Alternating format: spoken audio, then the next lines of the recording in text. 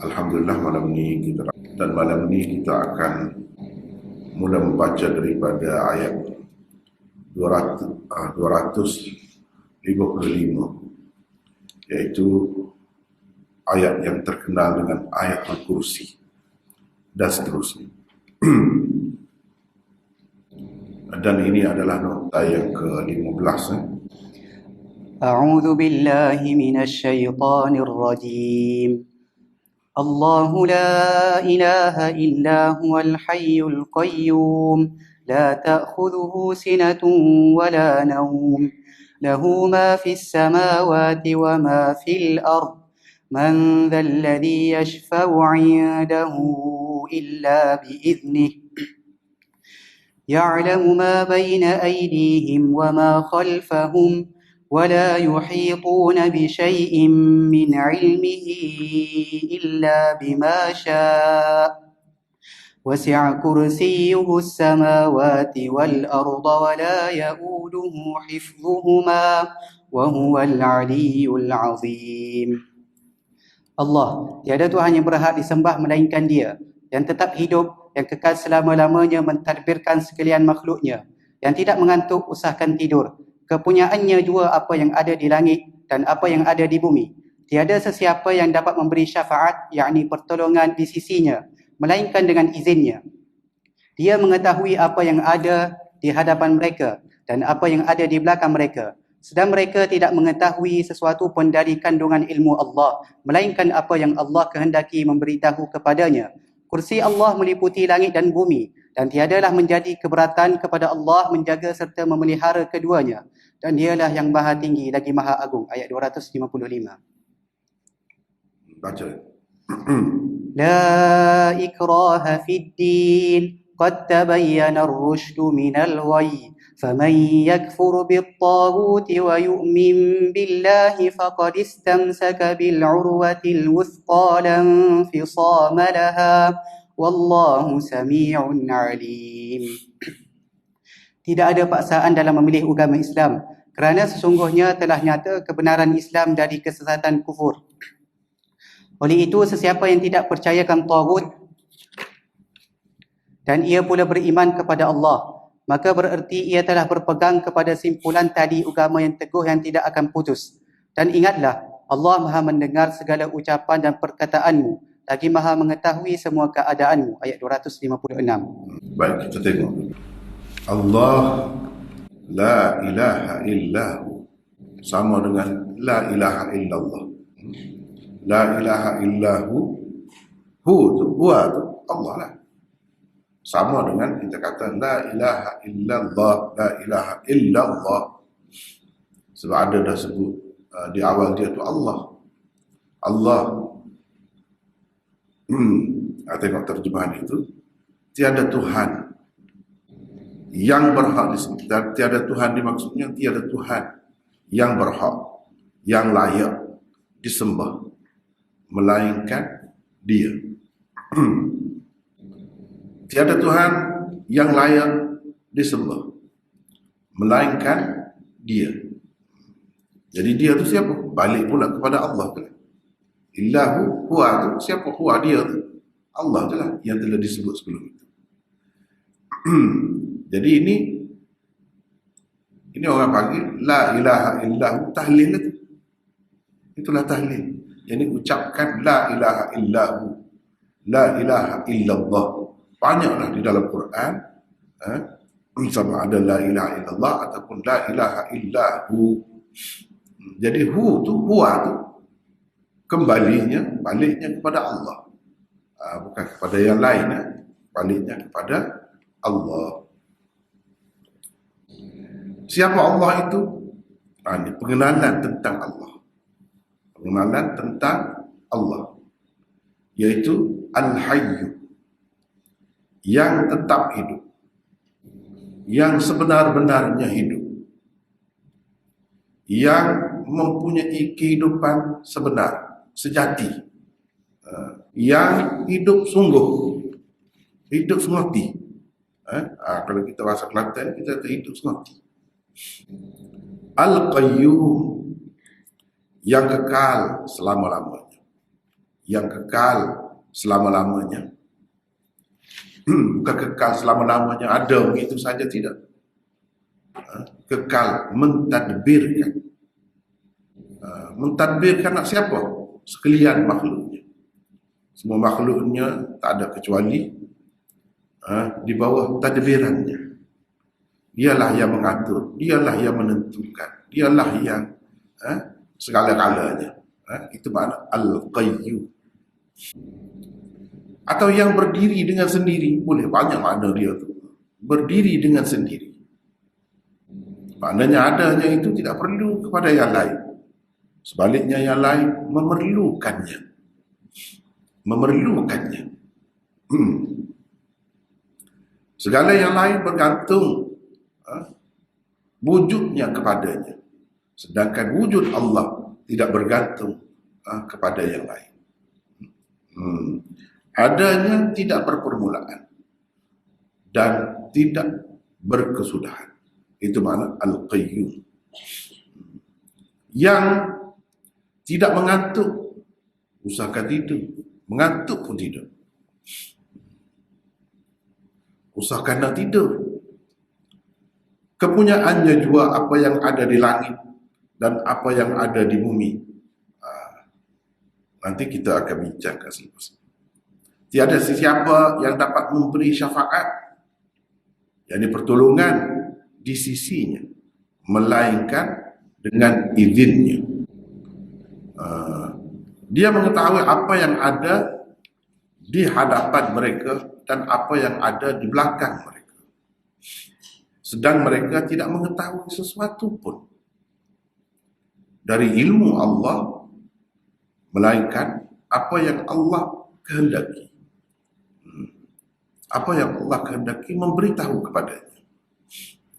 Kursi Allah meliputi langit dan bumi. Daripada situlah panggilnya ayat kursi itu. Kursi itu, daripada situlah perkataan itulah. Meliputi langit dan bumi. Dan tiadalah menjadi keberatan kepada Allah. Tak ada jadi susah kepada Allah. Menjaga serta memelihara keduanya. Dan dialah yang maha tinggi, lagi maha agung. Dialah yang maha tinggi, lagi maha agung. Baik, terlebih dahulu kita tengok sekadar yang ada dalam nota-nota yang saya buat di sini. Kita tengok situ. Lepas tu baru kita pergi ke lain. Dan saya rasa perlu kita bincang dengan agak detail sedikit malam ni, insyaAllah. Sebab ayat ni masyhur kan, ayat kursi. Kita hampir-hampir baca lah, selalu baca. Nabi SAW ajar banyak tempat di belakang sembahyang, selepas sembahyang, sebelum tidur dan sebagainya. Banyak. Dan kelebihannya pun banyak. Baik, terlebih dahulu sebelum kita bincangkan tentang ayat kursi ini dengan lebih lanjut, saya nak bawa kita semua, jemaah semua, kepada perbincangan kita pada bulan puasa. Bulan puasa yang lepas dan bulan puasa sebelum-sebelum ini pun, sebelum COVID lagi, kita dah belajar ini. Kita dah belajar ni kan. Ni apa? Ni yang kita sudah belajar. Daurah tafsir. Dalam daurah tafsir kita dah bincang 2019 kan. Ringkasan tafsir Al-Quran berpandukan struktur mikro surah-surah. Ini nota 1, nota 2 boleh tengok. Surah Al-Fatihah dan surah Al-Baqarah. Kita naknya surah Baqarah. Dan yang berkaitan dengan ayat kursi. Beberapa hadis telah dinukilkan daripada Rasulullah sallallahu alaihi wasallam berhubung dengan kelebihan dan fadilat surah Al-Baqarah, iaitu secara umumnya. Banyaklah, itu kita tidak nak baca semuanya kan. Tak nak baca. Banyak. Surah Al-Baqarah, ayat kursinya ada dalam surah Baqarah lah.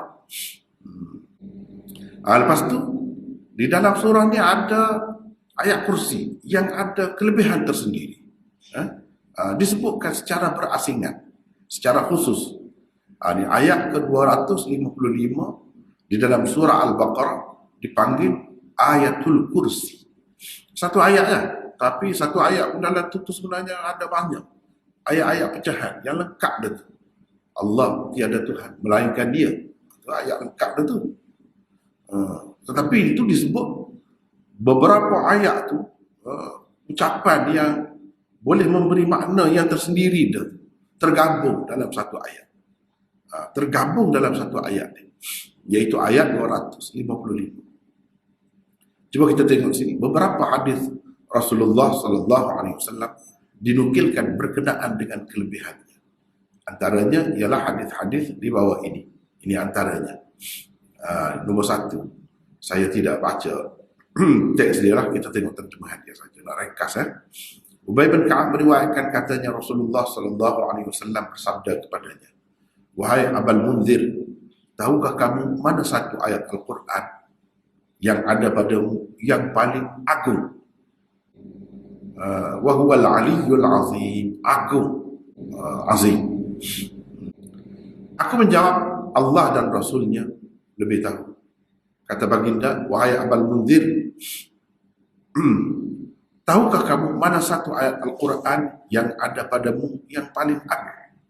Nabi tanya lagi. Kata Ubay, aku menjawab, Allahu la ilaha illa huwal hayyul qayyum, iaitu ayat kursi. Kata Ubay, terus beliau sallallahu alaihi wasallam menepuk dadaku.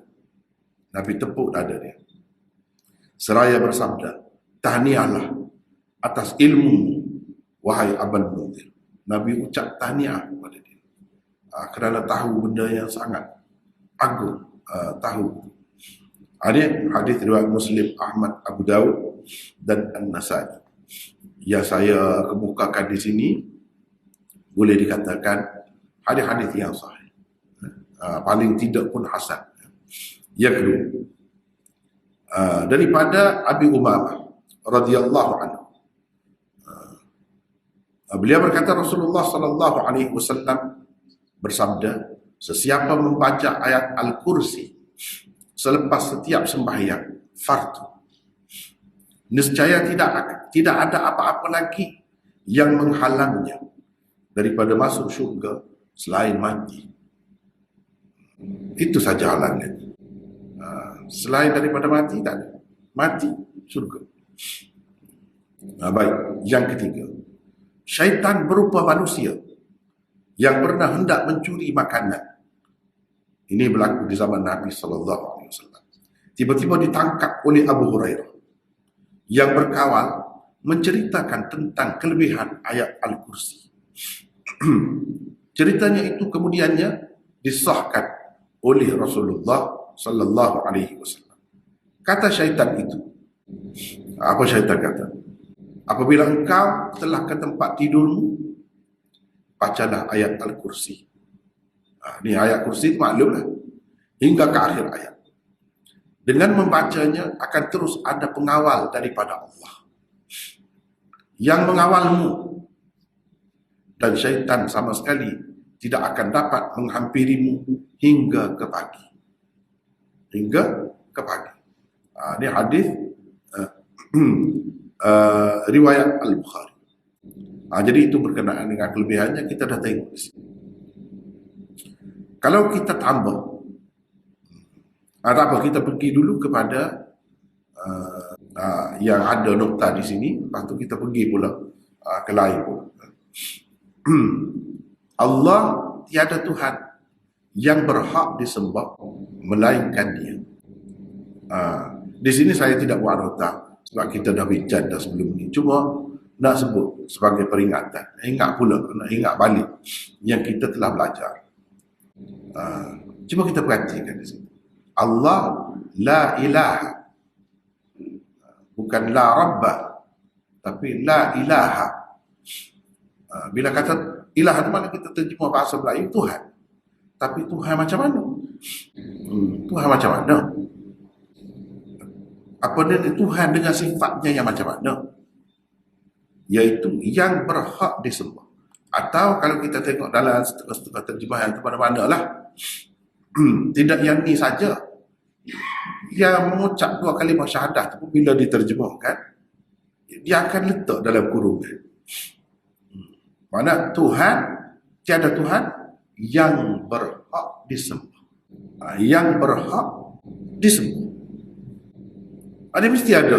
Kenapa orang letak begitu? Tak kira pergilah mana-mana. Dalam bahasa mana-mana. Dalam bahasa dia lah. Tapi dia akan ada dalam kurungan. Kenapa begitu? Sayanya yang sebut ni nak menarik perhatian tuan-tuan dan puan-puan sekalian, ahli jemaah sekalian, kepada orang-orang sekarang ni duduk sibuk kan. Duduk sibuk pertikaikan tauhid uluhiyah, rububiyah, asma wa sifat. Sibuk lah. Tak pandai-pandai. Sehingga sibuk tu siapa naik ke peringkat tuduh orang. Kalau berpahaman begitu, Wahabi dia kata. Wahabi ni kepada setengah-setengah masyarakat kita tu dia anggap tak betul lah. Sesat lah. Saya nak cerita ni. Kalau kata sesat, pahaman begitu, sesatlah ajaran Quran. Tak kira siapa. Tidak Wahabi, tak kira siapa pun. Tidak ke bila terjemah ayat ni. Cuba tengok. Terjemah yang mana-mana. Dia akan buat dalam kurungan. Di situ, yang berhak disebut. Yang layak disebut. Tak kira lah pimpinan Ar-Rahman kau yang tafsir-tafsir yang ada dan terjemah-terjemah yang ada. Dia mesti buat gitu. Kenapa gitu?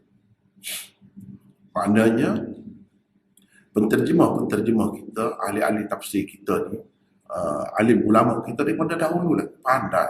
Memang pandai. Cerdik orang. Dan ilmu dia sampas itu. Cumanya macam terputus lah sekarang ni. Sebab tak boleh faham benda ni.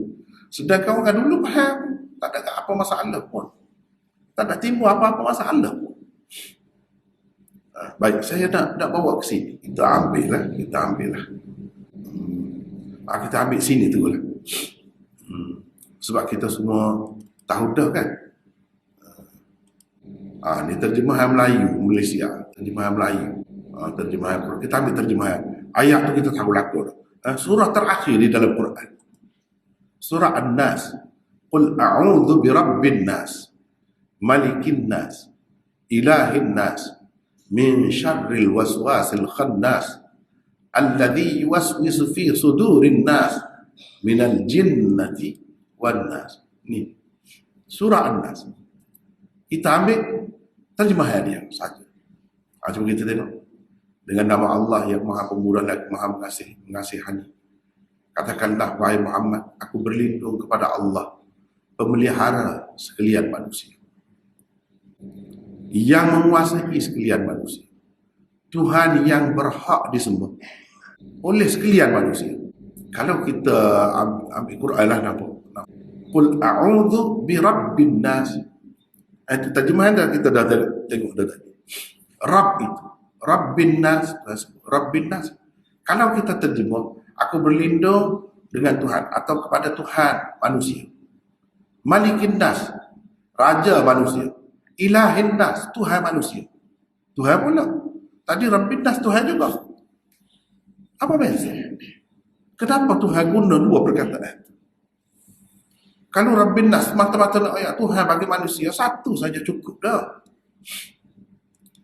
Cukup dah, satu saja cukup dah. Ikutlah, nak pilih yang mana. Rabbin nas pun Tuhan manusia juga. Rabb itu Rabbil Alamin, Tuhan sekalian alam. Tidak gitu kena katanya. Ilahin nas pun Tuhan manusia. Ikutlah, pilih mana satu kita kata. Tapi kenapa dia sebut dua? Kenapa dia sebut dua? Sebab nak isyarat kepada sifat Tuhan yang berbeza. Satu, rububiyah. Rububiyah mari daripada Rabbin nas ni lah. Tak ada panggil lain. Ajaran Quran tu bukan ajaran Wahabi weh. Beringat sikit. Jadi musuh tu sampai begitu sekali, kebencian tu sampai begitu sekali, jadi lupa kepada firman Allah sendiri. Rabbin nas. Rabb itu Tuhan.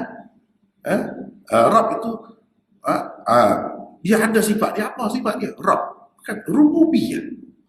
Inilah yang kita tengok. Aku berlindung kepada Allah, pemelihara sekalian manusia. Rabb itu. Tapi setengah-setengah orang terjemah Tuhan lah. Tapi Tuhan yang memelihara lah dengan sifat. Itulah orang panggil rububiyah. Rububiyah tu itulah sifat Tuhan. Macam mana cara dia pelihara kita? Dia bagi kita ada nyawa, boleh menapah molek. Macam mana dia memelihara kita? Dia bagi makanan kepada kita. Macam mana dia memelihara kita? Dia bagi udara kepada kita. Kalau tak ada udara, tak boleh, tak hidup kita. Itulah cara dia. Itulah orang panggil rububiyah. Tak kira siapa pun. Orang sebut aliran mana, dia terima tu. Kena terima tu. Tak terima tu bermakna tak terima Quran. Ikutlah tak mahu terima. Lepas tu kalau tidak mahu terima istilah rububiyah, nak terima istilah apa? Mana yang lebih sesuai dengan perkataan Rabb? Mana yang lebih sesuai? Mulukiyah, itu perkataan lain. Apa kita nak kata apa? Tapi sifat Tuhan dia kena terima. Inilah akibatnya. Salah satu sebab jadi mengajar tu sifat 20 kan. Tak ada sebut benda gini. Tak ada sebut. Terlalu terlanjur duduk mengaji sifat 20 sampai tak mengaji Quran, sampai tak mengaji hak lain. Tak ada apa. Sehingga bila orang sebut tu kita tolak.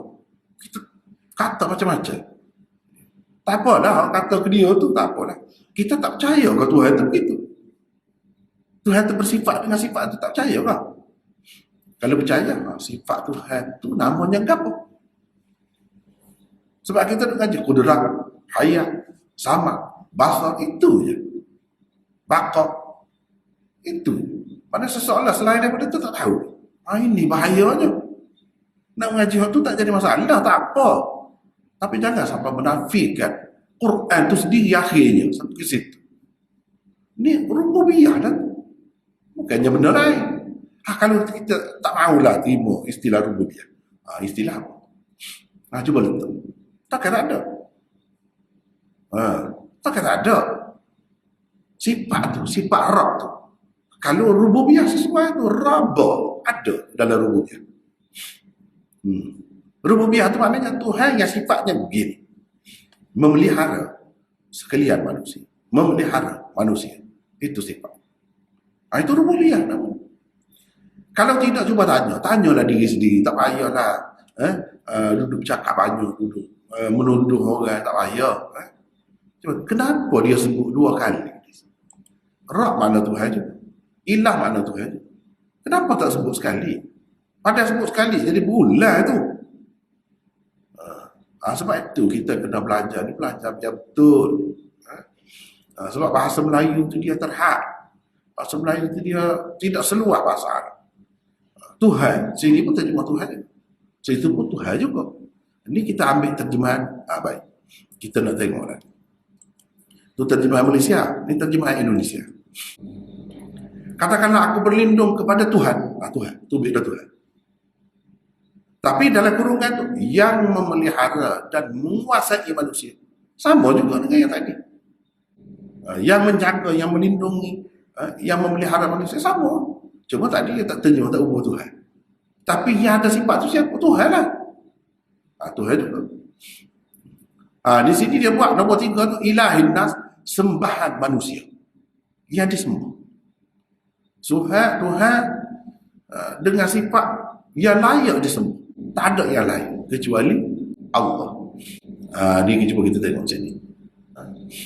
Ni terjemahan Malaysia. Tuhan yang berhak disembah. Tadi sembahan manusia. Tuhan yang berhak disembah oleh sekalian manusia. Ni bagi saya lah lebih kemah ni. Daripada kalau kita kata sembahan manusia. Sembahan manusia macam-macam orang sembah kan. Bukan sembah kan. Sembahan. Tapi sembahan tu layak ke sebenarnya? Berhak ke disembah? Tidak. Sebab itu la ilaha, tiada Tuhan yang layak disembah. Bukan nak menafikan tiada Tuhan yang memelihara. Dah. Itu ada pada Al-Qayyum dah tu. Yang memelihara mentadbir itu ada pada Al-Qayyum selepas tu. Allah la ilaha. Kenapa dia guna la ilaha? Tidak guna la rabba. Padahal rabba itu Tuhan juga. Dan isyarat kepada dua sifat Tuhan. Rabb isyarat kepada rububiyah. Ilah alif lam ha uluhiyah. Kalau tak mahu pakailah istilah itu. Kata istilah itu istilah Ibnu Taimiyah lah. Macam-macam. Orang tak tahu sebelum Ibnu Taimiyah kemukakan benda ni. Lemah saya. Macam orang-orang yang bercakap itu dia tak baca Quran. Permusuhan membuatkan jadi buta. Kebencian kepada sesuatu golongan sama-sama Islam tu. Benci sampai begitu sekali. Sampai menafikan benda yang ada dalam Quran. Tak secara lah Ibnu Taimiyah kau siapa tu letak tepi. Ni baca Quran. Ilahin nas ada ke tak ada? Ilah tu apa makna? Buka tafsir, buka terjemahan. Ni dia kata sembah manusia maksudnya yang layak lah disembah oleh manusia. Tapi kalau kita terjemahan Malaysia ni, Malay Quran ini, dia Tuhan juga yang berhak disembah. Sama lah dengan yang kita buat ni, cuba berkati. Yang berhak disembah. Ilah itu guna ilah, itu tidak guna Rabb sini. Isyarat kepada ilah uluhiyah. Apa uluhiyah? Iaitu Tuhan Allah itu sahaja yang layak disembah. Yang layak disembah. Yang layak diseru. Yang dia layak diminta pertolongan. Kalau kita kata iyyaka na'budu, hanya Engkau yang kami sembah. Wa iyyaka nasta'in, hanya Engkau yang kami minta tolong. Kalau kami nak seru, nak minta tolong, tak ada orang lain. Maksudnya minta tolong ya manusia tak boleh lah. Di luar daripada kuasa manusia nak minta tolong. Kita kena minta dengan Allah. Nak minta mari air sebotol tu boleh. Boleh tu orang. Nak minta anak. Biar kita dapat anak lelaki sekali ni. Boleh kita minta dengan siapa-siapa. Minta dengan tu wali kubur ke, minta dengan nabi ke, minta dengan siapa-siapa. Tak boleh. Sebab tu di luar daripada kemampuan manusia. Kita kena minta dengan siapa benda lain itu? Allah. Tak ada lain. Wa iyyaka nasta'in. Jadi itu maksud uluhiyah tu. Tak secara lah Ibnu Taimiyah. Ada ke tidak dalam Quran? Makna ni. Lepas tu, makna ni sifat Tuhan hak ni. Sifat Tuhan hak ni tidak ada dalam Quran. Uluhiyah. Kalau kita tak mahu terima lah istilah tu, sebab istilah kita tak mahu, cuba buat istilah lain. Tapi kena ada juga. Tuhan kena ada bersifat gini juga. Tak boleh sebut. Ilahiyah. Mereka orang sebut apa? Ilahiyah kau, uluhiyah kau, atau sebut langkah berapa. Tapi kena terima ni sifat Tuhan ada. Tuhan sebagai satu-satunya, tak ada pilihan, tak ada lain. Yang layak disembah, yang berhak disembah hanya dia. Itulah orang panggil uluhiyah.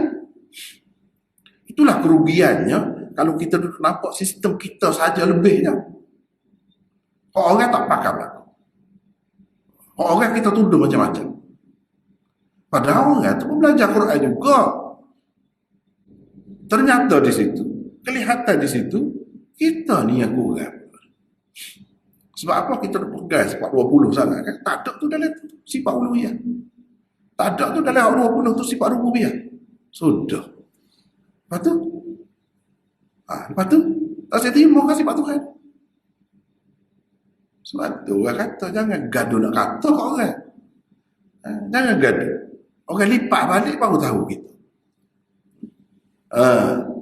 Uluhiyah tu apa? Tak saya terima. Itu Ibnu Taimiyah buat. Dia mau buat lah. Nama apa sifat? Kita dapat uluhiyah comel dah. Sebab sifat tu. Uluhiyah. Daripada alif lam ha ada. Rububiyah ada. Rabb ada. Memang ada situ. Pada mau nak beri nama lain dia mau. Tak ada. Tak sini tahu orang tak tahu lah jadi. Tuhan ni yang memelihara alam semesta. Tuhan ni yang layak di semua. Kita duduk mengucap 2 kali syahadah tu la ilaha illallah. Apa tidak? La rabba illallah. Apa? La ilaha. Apa? Semua terima, dia tak lagi, semua terima. Tiada yang Tuhan yang layak atau yang berhak di semua melainkan dia. Mana uluhiyah Tuhan lah tu. Malikin Nas. Kita nak tengok ni. Malikin Nas. Ni Rabb ni rububiyah. Rabb ni rububiyah.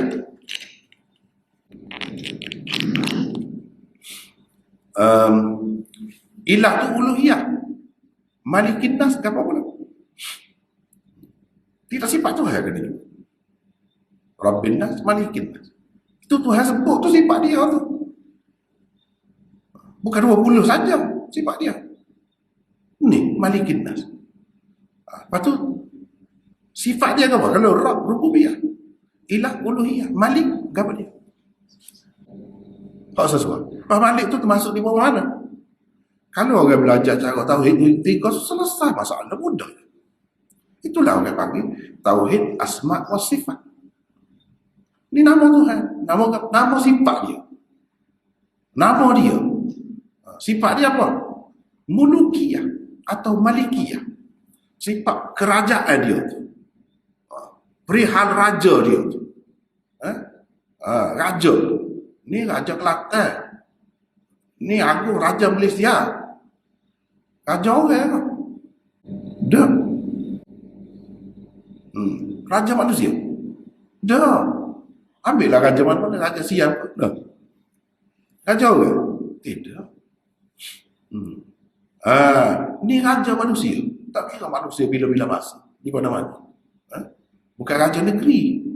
Negeri itu sementara pinjaman itu adalah orang sebut orang lantik sebagai raja, sultan dan sebagainya. Tapi raja yang sebenar.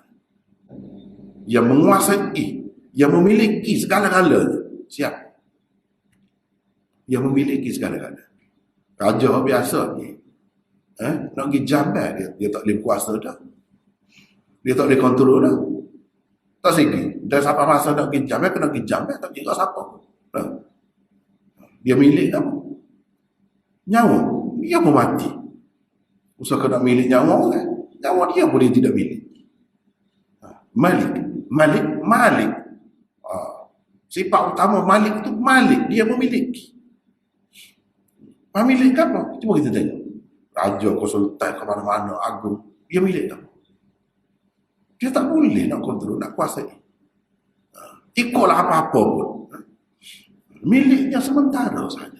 Ni sifat. Nak suruh ingat lah, nak suruh ingat. Biar khabar raja-raja di dalam dunia. Ataupun orang panggil sultan-sultan. Sejauh mana dia? Sejauh mana raja yang sebenar? Boleh terima, tak ada jadi masalah untuk dunia tu. Tapi kalau orang Islam, raja yang Islam, dia kena sedar benda ni. Raja sebenarnya mana? Aku ni bukan raja sebenar. Cuma raja sebenar kira-kira di sini sementara begitu. Raja yang sebenarnya sampai bila-bila milik dia berlaku. Itu Allah. Itulah asma wa sifatnya. Tak ada masalah. Dan tidak terhad dekat 20 tu saja. Walaupun kalau kita katalah 20 tu pun masuk dah lain dalam tu, okey tak apa. Memang baguslah lagu tu kan. Tapi masalahnya sekarang ni, dia mohon ngaji gitulah juga yang menafikan benda ni. Apa? Seolah-olah macam tak cukup lagi 20 tu. Kalau betul kata 20 tu dalam tu sudah masuk tak? Malik pun masuk, rububiyah pun masuk, uluhiyah pun masuk. Okey, tak apa. Tapi apa ya jadi balas sekarang ni? Dulu jadi bertelingkah sekarang ni. Ngaji sifat 20 tak apa yang kita tak faham tu. Bawa orang lain-lain masuk dalam tu. Sehingga menafikan pun. Kan pelik tu. Pelik tu. Itu sebab itu kata sampai ke peringkat bahaya kadang-kadang. Sampai menolak, menafikan sifat-sifat Tuhan yang lain. Begitu. Jadi ini semua sifat-sifat Tuhan. Jadi sifat-sifat Tuhan ni kalau nak sebut bukan 20 sahaja. Banyak. Sebabnya mana sebut dalam Quran. Segala sifat dia tu kan. Iyalah tu. Ghafirid dham wa qabilit taub. Ghafirid dham. Tuhan yang mengampunkan dosa-dosa. Itu sifat dia. Ada dalam 20? Ada? Tak ada tu. Tapi kena beringat sikit nak ngaji cara tu. Boleh tak jadi masalah. Saya pun ngaji. Darul Khausar ni pun ada ngaji. Cara Asy'ariyah. Ngaji. Tapi kita tak ngaji waktu saja. Jangan ngaji waktu saja. Ini kalau pendapat saya lah. Sebab kita tengok dah contoh. Kalau ngaji waktu saja, pada sekarang mana pun jadi gitu. Rububiyah pun dia tolak. Uluhiyah pun dia tolak. Dia kata kita tidak tolak. Tu makna dia tu. Ada. Kalau tidak tolak. Lepas tu dia mau nak menamakan dia apa? Bala dengan nama tu. Apa masalah dia dengan nama tu? Sedangkan sesuai je. Rububiyah Rabba. Baik, kalau tak siap tu nama kamu. Kalau tak, nama kamu tak jadi masalah. Asalkan konsep tu ada dalam kepala. Asalkan ada. Tak mahu uluhiyah. Kita dapat sesuai dah uluhiyah. Sebab alif lam ha. Uluhiyah ada dalam tu. Kalau orang mengaji ilmu bahasa Arab kat orang mudah tu. Nampak benar. Gapo-gapo dia ada kaitan, dia ada perkataan tu juga. Perkataan asal tu. Misalnya kita kata bantal. Berbantalkan lengan. Berbantalkan tu daripada bantal tu lah. Asal dia aja. Mudah ke tu? Mudah. Dia pada ada kaitan bahasa tu. Pada orang mengaji. Apa kalau kita taksir uluhiyah tu taksir. Sebab bala. Taksir terima. Istilah tu. Apa nak letak istilah tu? Kena percaya tu kena. Memang kena tak percaya tidak beriman. Kafir jadi tak percaya tu. Tak percaya bahawa Tuhan saja. Allah saja yang layak disembah. Sebab dia orang Islam tak percaya. Walaupun dia tak terima istilah uluhiyah, dia kena percaya hak tu. Apa sifat Tuhan hak tu yang layak disembah? Dia saja yang layak disembah. Gapo nama dia? Orang lain telah berbuat nama uluhiyah. Kita tak setuju, kita tak boleh bagi cadangnya. Aku mana? Kita kata memang sifat tu ada. Tapi kita tak setuju istilah. Ada pun istilah mana? Cuba buat. Hak sesuai. Tak buat. Lepas tu menyalahkan orang. Letih lagu ni, main lagu ni. Sebab itu kata, sini cuba tengok. Terjemahan mana-mana, tengok dah terjemahan mana-mana. Bukalah terjemahan mana-mana. Muka kita orang Melayu, terjemahan Melayu lah dekat sikit kan. Melayu ni, Malaysia ni, Indonesia. Lebih kurang. Baik, sebab itulah kita terjemah, Allah tiada Tuhan. Yang berhak disembah, yang layak disembah. Hak lain-lain, Allah macam-macam nama kan. Tuhan-Tuhan dalam dunia ni, kalau orang buat Tuhan kan, itu tidak layak, tidak berhak disembah sebenarnya. Walaupun disembah, memang disembah. Sebab tu terjemahan Indonesia saja saya rasa sembahan manusia. Sembahan manusia ni macam-macam sembahan manusia. Sembahan manusia mana yang disembah oleh manusia, macam-macam ada. Tetapi yang layak, yang sebenar-benarnya, patut, sesuai, layak, berhak disembah, tak ada yang lain. Kecuali dia. Dia tu siapa? Allah tu lah. Jadi sifat yang lain tu apa namanya? Apa lah? Sebab itulah orang salah dahulu, sahabat dulu, dia tak ngaji sifat 20 ni. Dia tak kenal Tuhan kok. Lebih kenal pada kita. Sebab apa? Dia faham ni. Ni ilah ni, sifat uluhiyah Tuhan. Rab tu sifat rububiyah tu. Rububiyah maksudnya gini-gini. Dia baca Quran ajar dah tentang akidah. Kalau tak mengaji hal tu pun tak apa, mengaji Quran itu hal penting. Sampai Nabi tak ada ajar hal lain. Quran dah hadis, cukup dah. Akidah ke, fiqh ke, apa semua dalam tu ada dah. Kalau kita kata tak sempurna kecuali kalau belajar, jadi masalah tu. Orang sebelum pada tu, lagu mana? Orang sebelum pada tu, sebelum ada kaedah ni, kaedah sifat 20, sifat 13 ni, orang sebelum tu. Macam mana pegangan ni? Itu masalah. Jadi benda ni kena faham dengan baik lah. Kena faham dengan baik. Baik, kita tengoklah. Melainkan dia yang tetap hidup. Ini adalah dalam sifat 20 ada hayat. Sifat hayat. Sifat hayat. Yang bersifat dengan sifat hayat itu Al-Hayyu namanya. Itu ada. Okey, tak apa lah ada. Tapi ilah, sifat uluhiyah itu mana ada? Itu yang jadi masalah. Dia tak jadi, tak nampak, tak kemah. Sebab tu jadi longgar. Tak apa pergi minta dengan tu ahli kubur pun tak apa juga. Sebab tu jadi longgar tu. Tak jelas molek uluhiyah tu ke mana. Padahal dia kata sama, la ilaha illallah, la ilaha illallah dia mengerti. Tak faham. Apa makna ilah tu? Sebab tak faham uluhiyah tadi lah. Boleh pergi minta kubur tu. Boleh pergi minta dengan orang kubur. Padahal Islam ajar kita tulus maya ke dia, orang mati. Kita tulus maya. Sama dia yang dikecuali, kita ada orang semaya maya. Nabi orang semaya. Maya. Mana kita minta tolong, dia tak boleh dah. Nak minta ampun dengan Tuhan pun tak boleh. Tiba-tiba setelah orang pergi tanah kubur, kita pergi minta pun dengan dia. Kita kata tak apa, minta dengan dia sebab kita minta, suruh dia minta dengan Tuhan. Tengok. Apa boleh jadi pusing-pusing kita? Pasal tak jelas uluhiyah tadi tu lah. Sebab tak tekan waktu. Tak boleh minta lagu tu. Kita yang belajar hadis ni, bila ada sahabat-sahabat pergi minta dengan Nabi kubur, kita tanya waktu banyak keperluan kita tak pernah unggah pergi kubur. Yang kita sebut Allah ni tu pasal jadi fenomena tu semakin nyata dalam masyarakat kita. Lama-lama dah penyakit tu kita dia baru nak sabar. Penyakit tu. Berapa ikut minta dengan orang dalam kubur. Tak apa, tidak syirik. Gitu. Sebab apa? Sebab dia minta dengan Tuhan, kita minta. Dia minta dengan Tuhan. Lepas tu marilah akidah pelik-pelik. Pelik-pelik. Lepas dia mati, kau bagus lagi kita pergi minta. Sebab apa? Masa dia hidup, dia sibuk. Nak cari ke bini lah, nak pergi beli kedai lah. Ni tak ada. Habis dah kerja tu. Jadi dia tu kekosongan. Seolahnya nanti orang pergi minta ke dia. Pelik-pelik lah akidah. Awak masuk dalam masyarakat ni. Mana kalau minta dengan dia pun dia free dah. Dia bebas dah. Kalau dalam dunia tu sibuk banyak perkara. Dia sebagai tu email lah pergi cara kita bagi nikah orang lah. Macam-macam. Ni tak ada dah dia. Mati dah, habis dah urusan. Jadi dia tu kosong. Hubungan dia dengan Tuhan tu apa? Kita ambil mana benda-benda lah. Kita ambil mana? Kita tidak sembah dia, tapi kita minta dengan dia.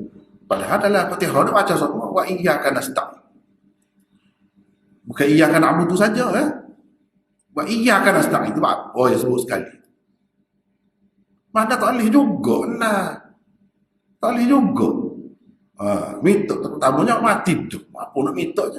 Sekarang ni kalau tak minta dengan hak mati tu tidak bertawassul, seolah-olahnya tidak ahli sunnah. Jadi alamat ahli sunnah pula gila itu. Gila tu kan. Sebab apa semua? Kenapa berlaku semua fenomena? Uluhiyah tak faham. Tak jejak masalah uluhiyah. Tu ya benarnya. Tu tak jejak. Uluhiyah tak jejak. Sebab tu tak apa.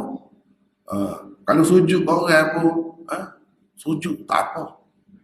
Moga kita tidak sembah dia, kita sujud. Kita muliakan dia saja. Padahal Nabi kata, kalaulah bolehlah manusia ni sujud kepada manusia lain, secara aku suruh isteri sujud kepada suami. Tak boleh. Allah tak boleh. Kalau bolehlah aku suruh. Tak boleh. Nak bayar. Sebab itu ulama kata paling kalau tidak haram. Tak boleh nak hormat kau orang siapa bongkok, siapa rokok pun tak boleh. Kenapa gitu? Nak jaga akidah tu lah. Nak jaga akidah tu. Kalau boleh juga, apa bezanya Tuhan dengan orang lain? Orang lain pun boleh sujud juga. Apa beza? Bahawa kafir nak buat tu lagu mana? Dia pun kata, kita tidak percaya berhala ni. Roh dia. Dia ni orang baik. Roh dia tu. Pasal dia orang rapat dengan Tuhan, kita tak melalui dia. Bukan kita sembah dia. Dia kata kita bukan kafir. Apa bezanya kita dengan minta dengan kubur tadi? Kan dah tu. Kita pun tidak minta dengan dia. Udah. Cuma dia tu perantaraan. Perantaraan tu lah yang jadi syirik. Orang-orang musyrikin tu. Dia pun tahu dia buat berhala. Dia buat dengan tangan dia. Dia taruh buat berhala tu. Bodoh benar lah. Kita tak tahu cerita dia. Dia kata dia bukan sembah tu. Itu lambat saja.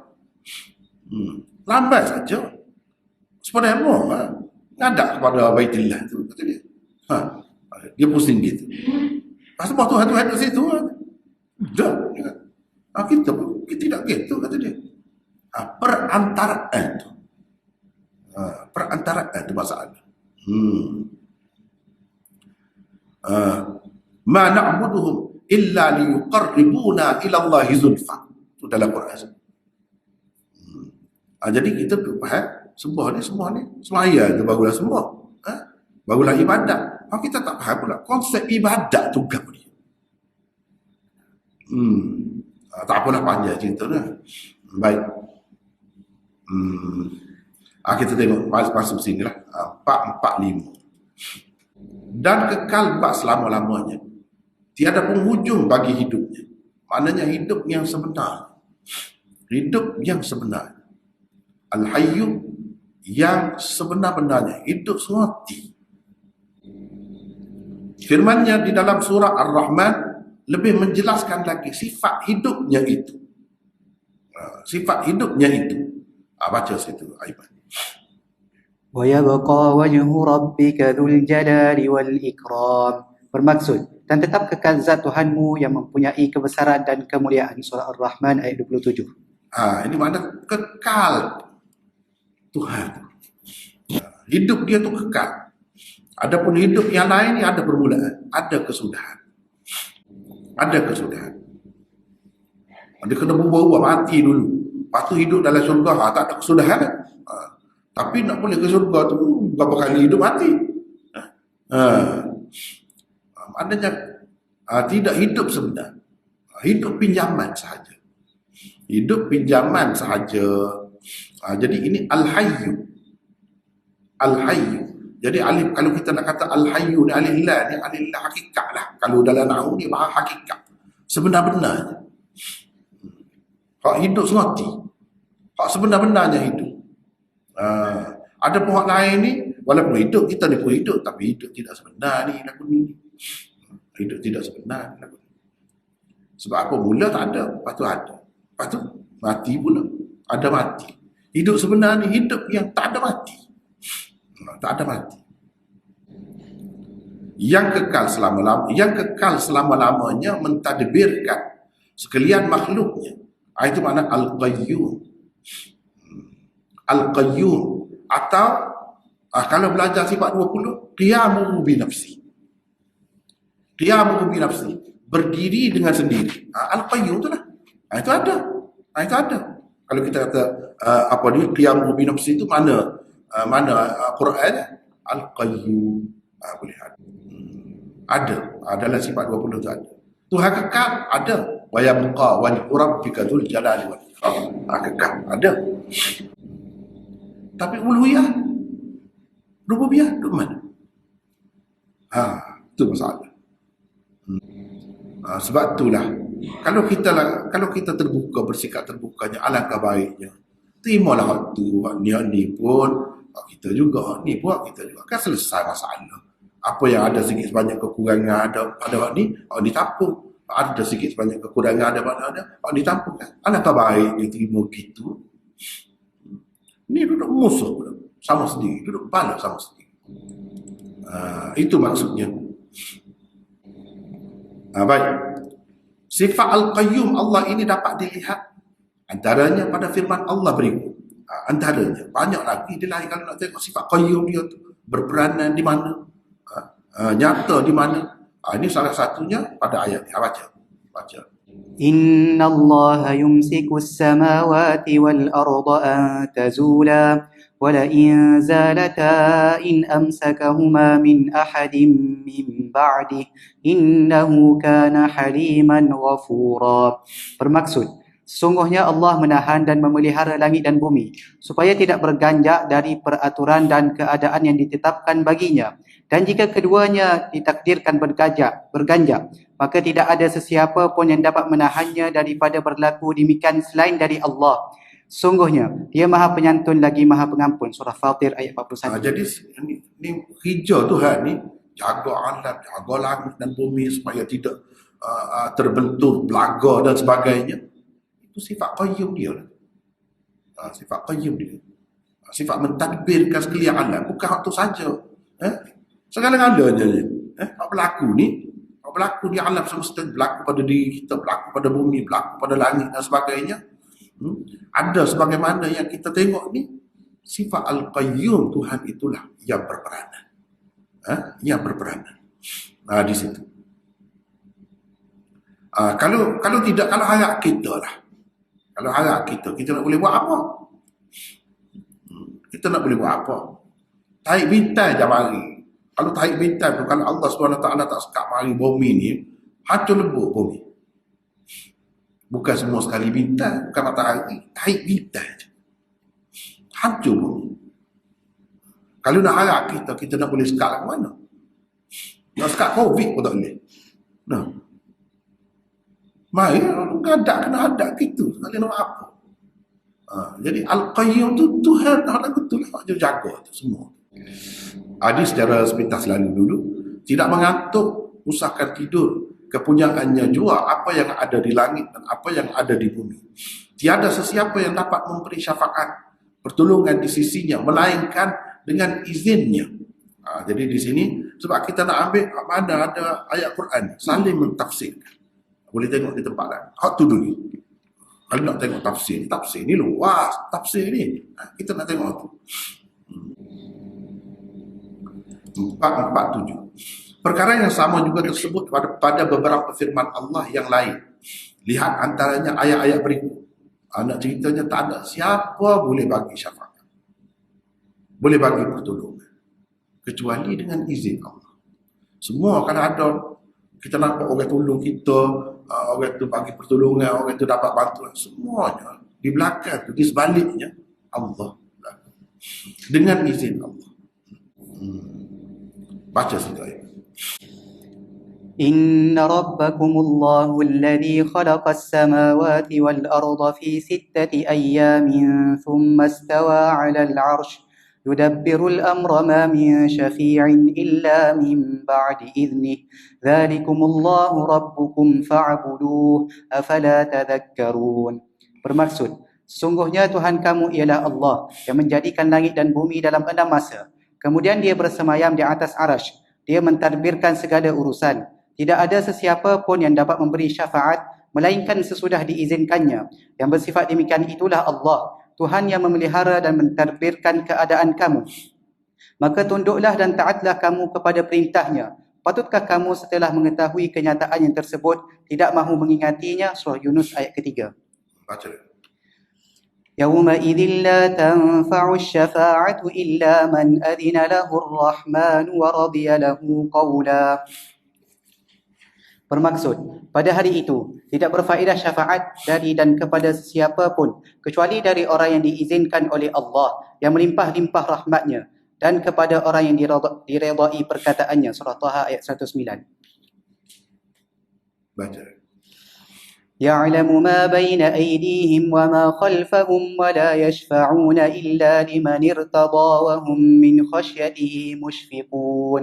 Bermaksud, Allah mengetahui apa yang ada di hadapan mereka yang telah mereka lakukan dan apa yang di belakang mereka yang akan mereka lakukan, dan mereka tidak memohon syafaat melainkan bagi sesiapa yang diredai Allah, dan mereka pula sentiasa cemas takut daripada ditimpa azabnya. Surah Al-Anbiya ayat 28. Baca. ولا تنفع الشفاعة عنده إلا لمن أذن له حتى إذا فزع عن قلوبهم قالوا ماذا قال ربكم قالوا الحق وهو العلي الكبير. Bermaksud, dan tidak berfaedah syafaat di sisi Allah kecuali bagi orang yang telah diizinkan Allah. Maka orang-orang yang hendak memohon syafaat terpaksa menunggu izin itu dengan penuh perasaan takut dan bimbang, sehingga apabila dihapuskan Allah perasaan takut dari hati mereka dengan pemberian izin itu, bersukarialah mereka dengan bertanya-tanyaan sesama sendiri, apakah yang telah dititahkan oleh Tuhan kamu? Sebahagian di antara mereka menjawab, Tuhan telah menitahkan kebenaran dan dialah jua yang maha tinggi lagi maha besar. Surah Sabah ayat 23. يوم يقوم الروح والملائكة صفا لا يتكلمون إلا من أذن له الرحمن وقال صوابا.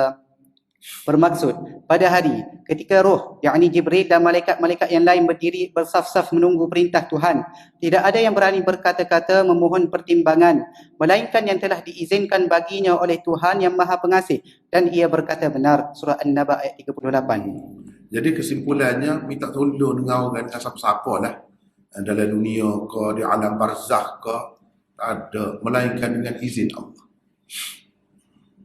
Jadi orang-orang pergi kubur minta dengan Tok Wali ke apa, dia kata izin Allah. Dia tahu mana izin Allah. Bila Allah bagi dalam Quran, cuba baca. Bila Allah izin kepada orang dalam kubur tu, kamu pergi minta tolong dengan dia. Boleh lah betul. Tuhan izin. Takut berlaku. Cuba baca ayat ni. Takut. Tak berani. Orang kita kata, kalau orang Kelantan kata, bandak ketik berlaku. Berhadapan dengan Tuhan. Siapa dia? Kalau kita anggap Tok Wali pun, yang lah ke Tok Walinya? Dulu. Yang lah ke? Dulu. Kadang-kadang Tok Wali tu orang gila. Kau gila, kenapa gila? Kau wali. Kau besar. Nah, pelik semua. Ni syafaat belakang ni. Syafaat. Semua orang hak pergi tadi kan? Dia nak syafaat. Syafaat ni hak Allah. Kita nak kata orang ni boleh beri pertolongan kepada orang. Mana dalil? Gitu. Pak akidah ni. Dia tak boleh ikut setera. Gitu. Dia boleh tolong lah tu. Mungkin dia tak sibuk dah duduk dalam kubur tu. Sesoalahnya duduk tunggu orang main. Tak minta kamu. Sedap. Ni cuba baca ayat ni. Semua ayat ni. Termasuk dalam ayat kursi ni. Tak ada siapa boleh bagi syafaat. Di mana-mana. Kecuali dengan izin Allah. Dia mengetahui apa yang ada di hadapan mereka dan apa yang ada di belakang mereka. Apa maksudnya? Tadi salah satu ayat yang kita baca tadi dah menjelaskan apa maksud tahu di hadapan dan belakang ni. Perkara yang sama juga tersebut pada beberapa firman Allah yang lain. Antaranya pada ayat-ayat berikut. Baca ayat. يعلم ما بين أيديهم وما خلفهم ولا يحيطون به علما. Bermaksud, Allah mengetahui apa yang ada di hadapan mereka dari hal-hal dunia dan apa yang di belakang mereka dari perkara akhirat, sedang mereka tidak mengetahuinya secara meliputi. Surah Taha ayat 110. Ya'lamu ma baina aydihim wa ma khalfahum wa ila Allahi turja'ul umur. Bermaksud, dia, yakni Allah, mengetahui apa yang ada di hadapan mereka dan apa yang ada di belakang mereka, dan kepada Allah juga dah kembalinya segala urusan. Surah Al-Hajj ayat 76. Jadi makna Tuhan tahu apa yang ada di hadapan mereka, apa yang ada di belakang mereka ni ada beberapa tempat. Sebab itu saya sebut dah di sini. Pada beberapa firman Allah, beberapa, bukan ini saja. Antaranya ni, itu juga sebagai contoh. Nak ceritanya kalau nak faham apa maksud dia, tengoklah pada beberapa ayat ini. Sedang mereka tidak mengetahui sesuatu pun, yakni dari kandungan ilmu Allah, melainkan apa yang Allah kehendaki. Yakni Allah memberitahu. Jadi sebanyak banyak orang yang tahu, orang yang ahli, orang yang pandai ni, Allah nak bagi tahu, dia tahu lah. Orang tahu apa-apa rahsia, Allah nak bagi tahu, dia tahu lah. Gitu. Orang ada ilmu apa-apa pun, Tuhan nak bagi tahu, dia tahu lah. Kalau Tuhan tidak bagi tahu, tak tahu. Ilmu yang ada pada manusia ni mengikut kehendak Allah.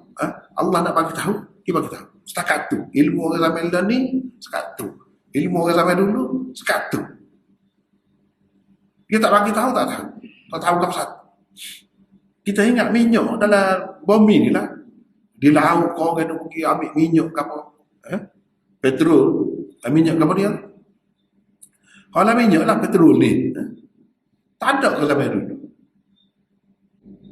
Zaman Nabi ke, selepas tu ke, tak ada. Kosong ke perut bumi. Seperti mana kalau kita tanya? Sebelum orang pandai bori air, pandai orang tahu telaga, tak ada ke air dalam bumi. Semua orang kata ada kan? Ada dalam bumi. Kecuali kalau pada pasir tu, kali dalam benar lah. Ataupun tak ada lah tempat-tempat tapi. Tempat-tempat yang ada tu, kita boleh kata ada. Begitulah juga dengan minyak. Ada lama. Cuma kalau manusia jumpa pun hari itu, kita boleh buat apa? Boleh saja. Dia kena ada sekali dengan ilmu enjin, kepandaian manusia buat enjin, buat mesin, buat kapal-kapal. Dia kena ada sekali. Tuhan nak bagi pada masa ni sampai kita boleh guna, pandai guna minyak tu pun nak guna tu pun kena tapis, kena gitu gini dulu. Apa boleh kita guna untuk kereta kita dan sebagainya. Sampai dulu tak ada kedalam tadi. Ada. Tuhan tidak nak beritahu, tak tahu pula. Kalau dia tahu tu saja, tahu tu, boleh tahu kau guna. Lagu mana cara nak guna? Orang guna kilas, banyak mana kilas. Dia kena buat dulu. Kena ada ilmu, apa nama ni, enjin, ilmu mesin, engineering, kena ada dulu tu. Bila ada, baru ada. Kenapa tak ada dulu? Dah Tuhan tak sibui. Tu yang mudah.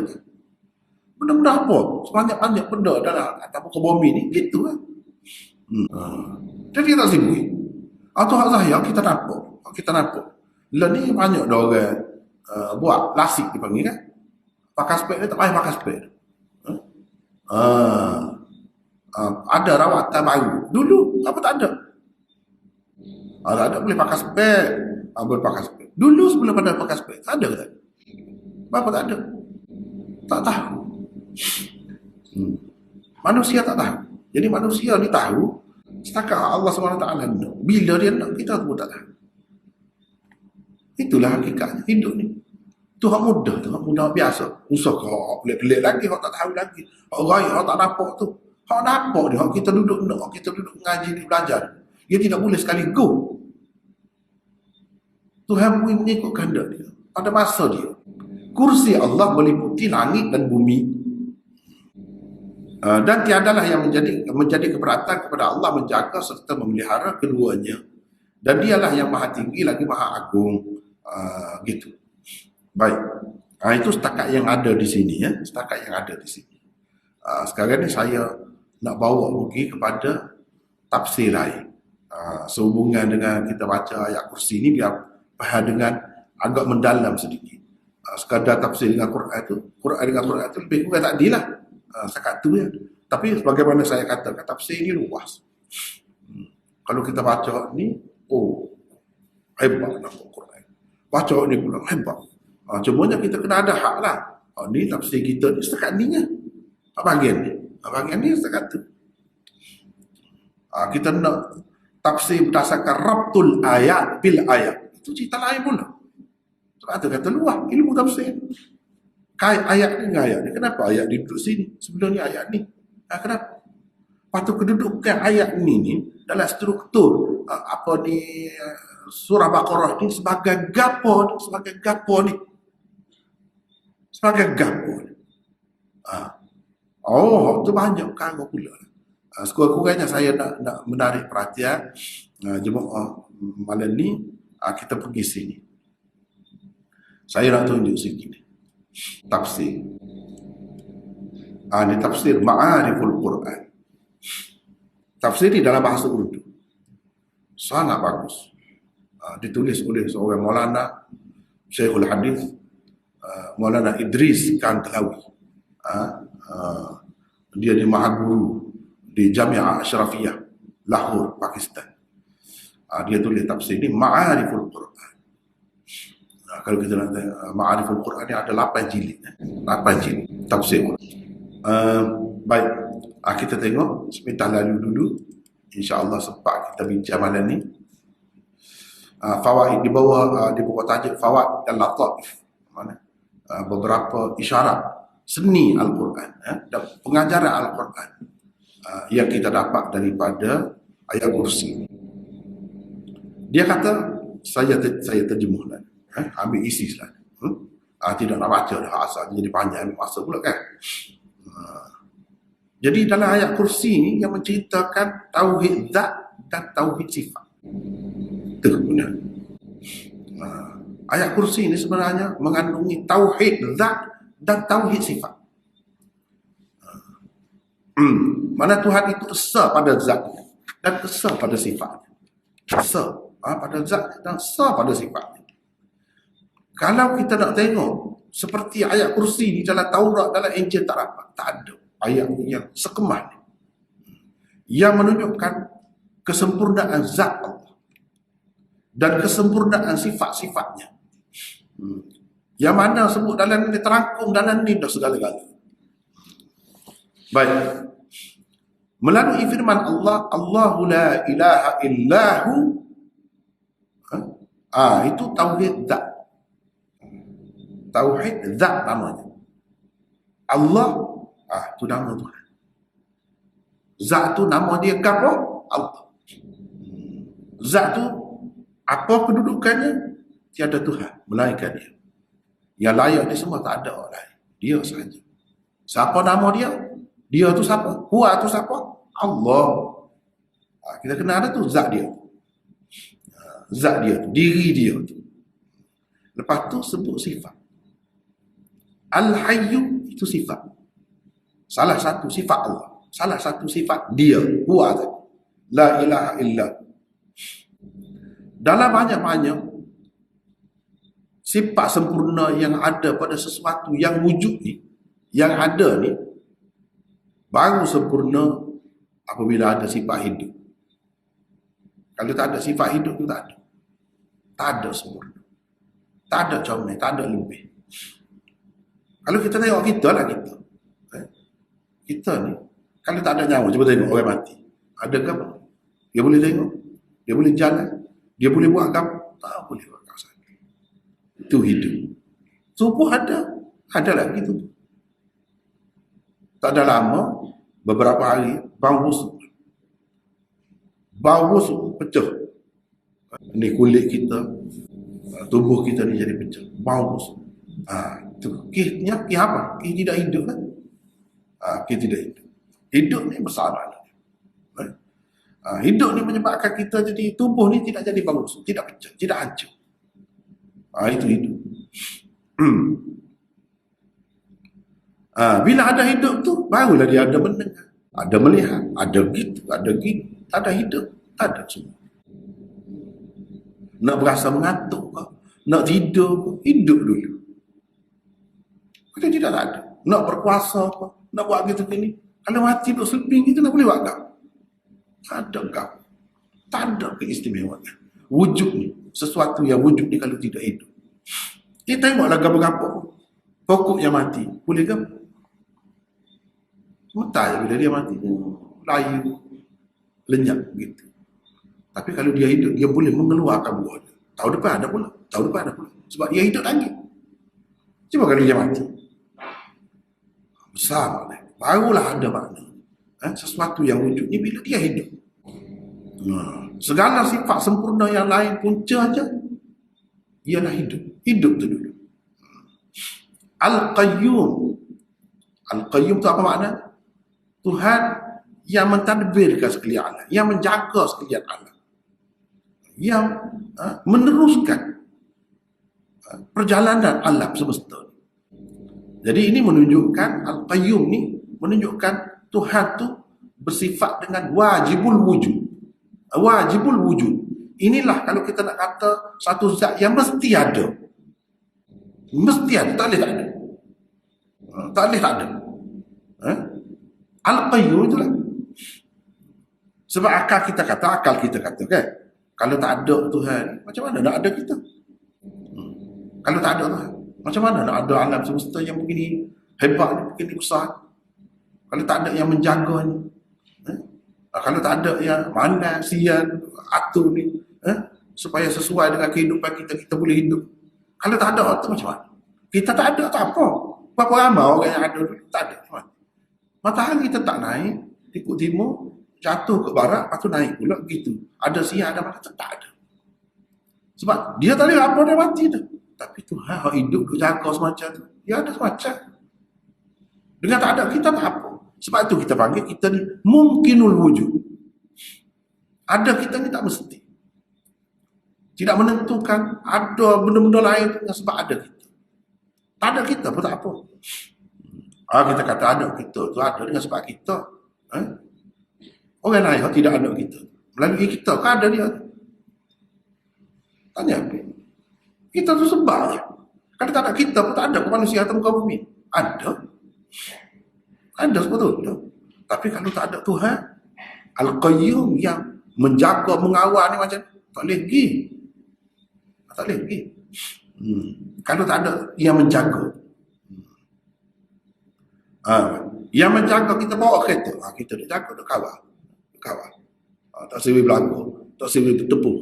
Berlanggar. Kona. Kita ada menjaga tu. Sebab bahaya kalau tak ada penjaga. Ikutlah dengan cara zaman moden ni. Kita kata tak ada driver. Tak ada driver. Mesti kena kawal juga. Dia ada stesen dia tu. Ada pusat kawalan dia tu. Kena kawal juga. Yang mengawal tu lah. Tuhan ni mengawal. Kalau tidak, cuba kita bayangkan kalau tak kereta kau, kereta api kau, tak ada yang mengawal. Jadi macam mana? Jadi macam mana? Melanggar. Berselek kau. Tengok jalan. Itu baru jalan saja. Enggak alam semesta ni bukan jalan saja.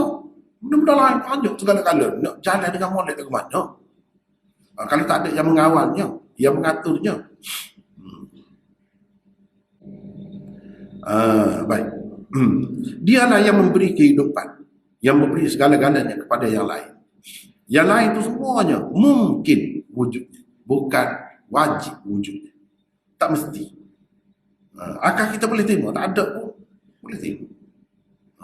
Tidak terhenti, ada dia tu barulah nak ada benda lain.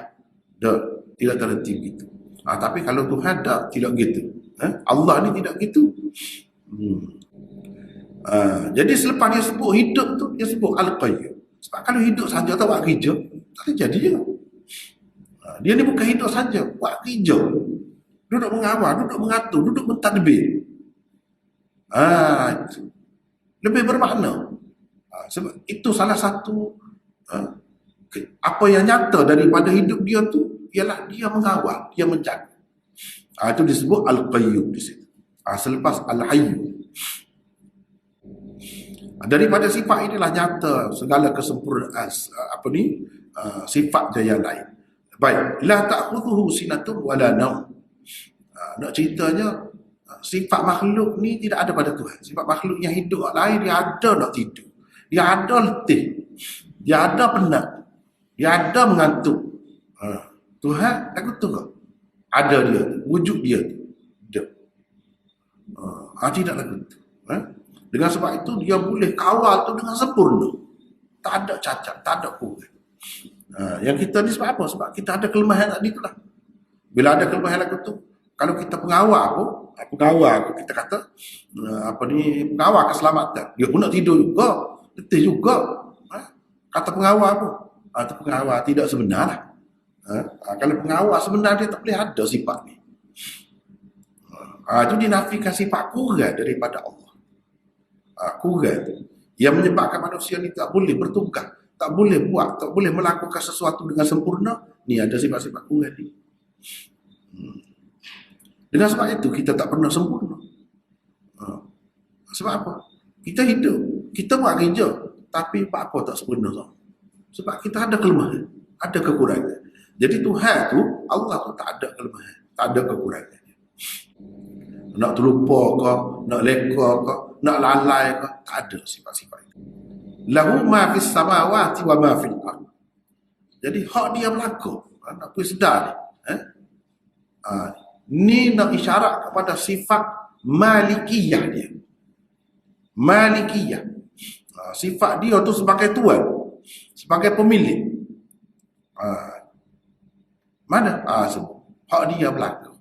Bukan hak dianya, rumah tu, rumah kita tu kita kata hak kita. Negeri ni kita kata negeri kita, hak kita. Dunia ni kita kata dunia kita, misalnya kita. Paling tinggi kita kata dunia tu sebahagian lah, apa-apalah. Urusan perniagaan itu, hak kita. Tu ialah boleh bilang. Segala-galanya ni, hak Tuhan sebenarnya. Kita yang kata pemilik tu pun sementara, mati habis. Jadi bersakar, pergi kepada lain. Jadi tidak pemilik sebenar. Nak suruh sedar hak tu lah. Kita ni ada milik apa pun, milik PT, milik harta, milik tanah, milik kamu, bukan pemilik sebenarnya. Itu kena sedar. Milik negeri, milik negara, milik, bukan milik sebenarnya. Sebab itu dia bertukar milik. Ini kita katalah agung. 5 tahun. Lepas tu orang lain pula nak. Dia bertukar. Bukan hak dia. Secara mutlak tidak. Cuma hikmah Allah SWT nya kena ada pentadbiran, kena ada pemerintahan manusia nak menguruskan perjalanan hidup manusia tu. Adalah waktu tu. Ada tuan, ada peminjam, ada kapal.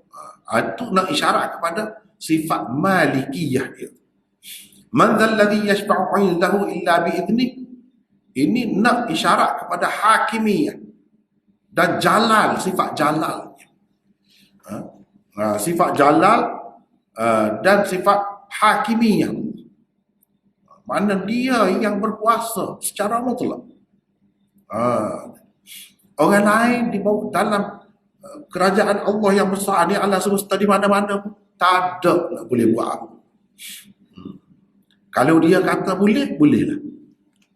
Kalau dia kata tak boleh, tak boleh. Kalau dia tugaskan orang ni buat kerja ni, orang tu boleh buat kerja.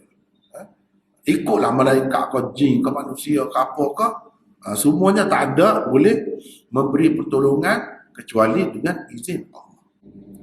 Ya'lamu ma baina aydihim wa ma khalfahum. Ini nak cerita sifat ilmu Allah.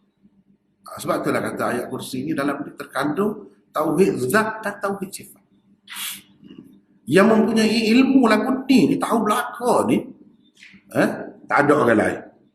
Tak ada. Kecuali dia saja. Orang lain tahu ni terhad. Tahu terhad sikit sangat.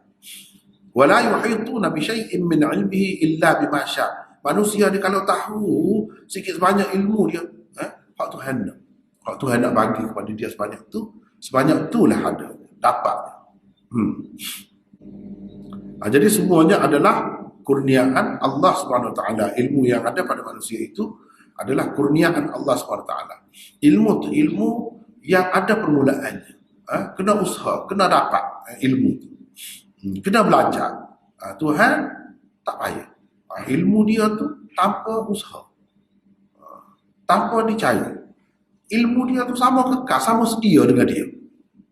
Sama sedia, sediakan ilmu. Lagu tu tak ada lebih, tak ada kurang. Tak ada. Sempurna, lengkap. Tidak seperti kita. Mula jahil, lepas tu belajar tu pandailah. Gitu. Lepas tu nak cerita manusia ni kalau pandai setengah mana pun, itu sikit yang bagus. Hak Tuhan bagi kepada dia. Sikit bagus. Nak kata nak meliputi, nak mengetahui segala perkara, tak ada. Itu bukan sifat manusia. Itu kalau lagu tu ilmu dia luar macam tu, meliputi lagu tu, tak ada lain kecuali Allah jua. Wasi'a kursiyyuhu samawati wal ard. Ni nak ceritanya dia tu bukan langit bumi saja milik dia. Kursi dia tu meliputi langit dan bumi. Langit dan bumi ni duduk di bawah kursi. Kursi itu sebenarnya sistem alam yang Tuhan buat. Kalau kita manusia ni, kita tahu sistem bumi, sistem solar, sistem galaksi, nebola dan sebagainya, macam-macam lah istilah yang manusia buat. Itu sebenarnya masih bawah, jauh. Tak tahu mana lagi kursi. Ini dia nak ceritanya sistem alam dia. Salah satunya namanya kursi. Kursi ni semua alam, langit, bumi semua terikat dengan itu. Ada kaitan dengan itu. Dan dia meliputi semua. Jadi langit bumi ni kecil ya, nak banding dengan kursi. Arah ni atas lagi. Arah tu atas lagi. Kursi tu pun duduk dalam dia lagi. Kursi tu pun duduk dalam dia. Terikat dengan dia lagi. Sistem tu. Sebagaimana kita kata bumi ni nak hidup, nak kita terikat dengan matahari. Ada kaitan dengan matahari. Ada kaitan dengan bulan. Tu yang kita nampak kan. Matahari, bulan. Tu. Dia berkait dengan apa dia yang ada di sekeliling kita, cakrawala ni ada kaitan. Tuhan ayat sininya bukan hak tu saja. Lebih lagi atas daripada tu. Alam semesta ciptaan dia ni saling berkait. Ada kaitan antara satu dengan yang lain. Dia tidak terlepas daripada kuasa. Gitu. Baik. Macam-macam lah kalau disebut di sini, saya bagi ringkasan lah. Kalau daripada hadis-hadis, daripada pendapat-pendapat sahabat dan tabi'in, dapat diketahui kursi ini adalah satu jisim. Kursi ini makhluk. Semua langit, bumi, gitu. Satu makhluk yang mana lebih besar lagi daripada langit bumi, tapi lebih kecil lagi daripada arah itu sistem yang lebih besar lagi. Diriwayatkan daripada Ibnu Abbas bahawa langit bumi ni, kalau kita nak nisbahkan duduk dalam kursi itu seperti satu perisai yang besar, pitih kecil di langit bumi ni. Kita ambil pitih kecil ataupun halqah, cincin, kita letak setengah tu ya nak balik dengan kursi. Jadi semua langit bumi ni itu ya, bulat tu. Dalam setengah-setengah riwayat disebutkan seperti pada pasir yang luas, bumi yang luas ni satu cincin bulat tu. Langit bumi ni nisbah kepada kursi setengah tu. Kita bahasa besar. Mana tak tahu mana lah tu. Saintis tak tahu mana lah tu. Ni dia kaji bawa-bawa ni pun tak habis lagi. Tak apalah. Nak ceritanya arah ke kursi ke apa semua ni ada kaitan. Jangan ingat tak ada kaitan. Bumi ni, sebumi bumi ni saja gitu, tidak. Ya ada, bukan bumi ni ada kaitan dengan bulan matahari saja, tidak. Banyak lagi kaitan sistem kejadian Allah SWT ni, Allah SWT buat saling berkait. Dan semua yang kawal semua itu dia. Dia. Wala yaquduhu hifzuhuma. Dan tidak jadi penat, jadi susah, jadi letih dia nak jaga tu tak ada. Walaupun sebesar itu, seluas itu, dia tidak penat. Baik, kita nak ringkas begini. Saya takut ada hak akhir, hak ni terbaik. Terbaik. Saya baca dalam tafsir banyak, nak jumpa lagu tu payah. Ni tak apa. Hak ni kelebihan ayat kursi ni. Disebutkan dalam Mustadrak Hakim, riwayat Abu Hurairah, iaitu tidak dibaca Al-Fatihah ni ayat kursi ni ada dalam surah Baqarah ni, satu ayat yang tidak dibaca dalam satu rumah, melainkan syaitan tidak akan duduk dalam rumah. Syaitan akan lari. Sebab tu syaitan takut dah ayat kursi ni. Tadi kita dah baca dah kan tadi kelebihan dia. Syaitan sendiri cerita. Lepas tu Nabi SAW mengesahkan betul lah. Betul lah. Tak apa. Ni hak saya dah. Malam ni kalau boleh ambil ni pun tak apa dah. Hak ni intipati. Kalau kita duduk bincang sepanjang surah Baqarah, tak habis lagi ni kita duduk bincang surah Baqarah. Hak ni Shah Abdul Aziz, anak kepada Shah Waliullah. Shah Abdul Aziz ni tokoh besar lah, alim besar. Selepas ayah dia lah yang ganti ayah dia ni. Seorang yang sangat alim. Bukan saja dalam bidang hadis, bahkan dalam bidang tafsir. Dia juga ada tulis tafsir, tapi tak ada sudah. Nama tafsir Azizi. Orang kaitkan dengan dia lah, Syekh Abdul Aziz. Dalam tafsir ni ada semua. Ini saya tak jumpa lain. Seorang yang memang hakim, seorang yang pujangga lah. Pujangga Islam. Bukan ulama hadis saja, bukan tafsir, dia ni pujangga dia. Supaya dia juga memang hebat Syekh Abdul Aziz. Kalau tengok tafsir dia tu, ini dia ambil daripada tafsir itulah.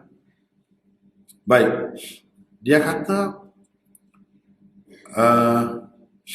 ayat kursi ni kepada surah Baqarah, dalam surah Baqarah ibarat jantung. Ibarat jantung. Al-Hayyul Qayyum ibarat ruh, nyawa. Bagi surah Al-Baqarah itu semua.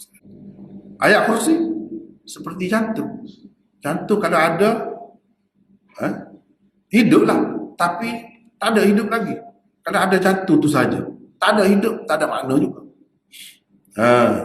Jadi ruh dia ataupun nyawa dia, ayat kursi ni duduk pada Al-Hayyul Qayyum.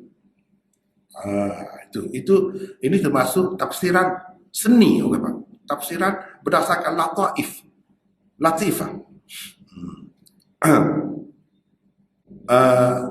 Ayat-ayat yang lain tu ibarat anggota lah. Kalau kepada tubuh manusia ni anggota, tangan, kaki, kepala.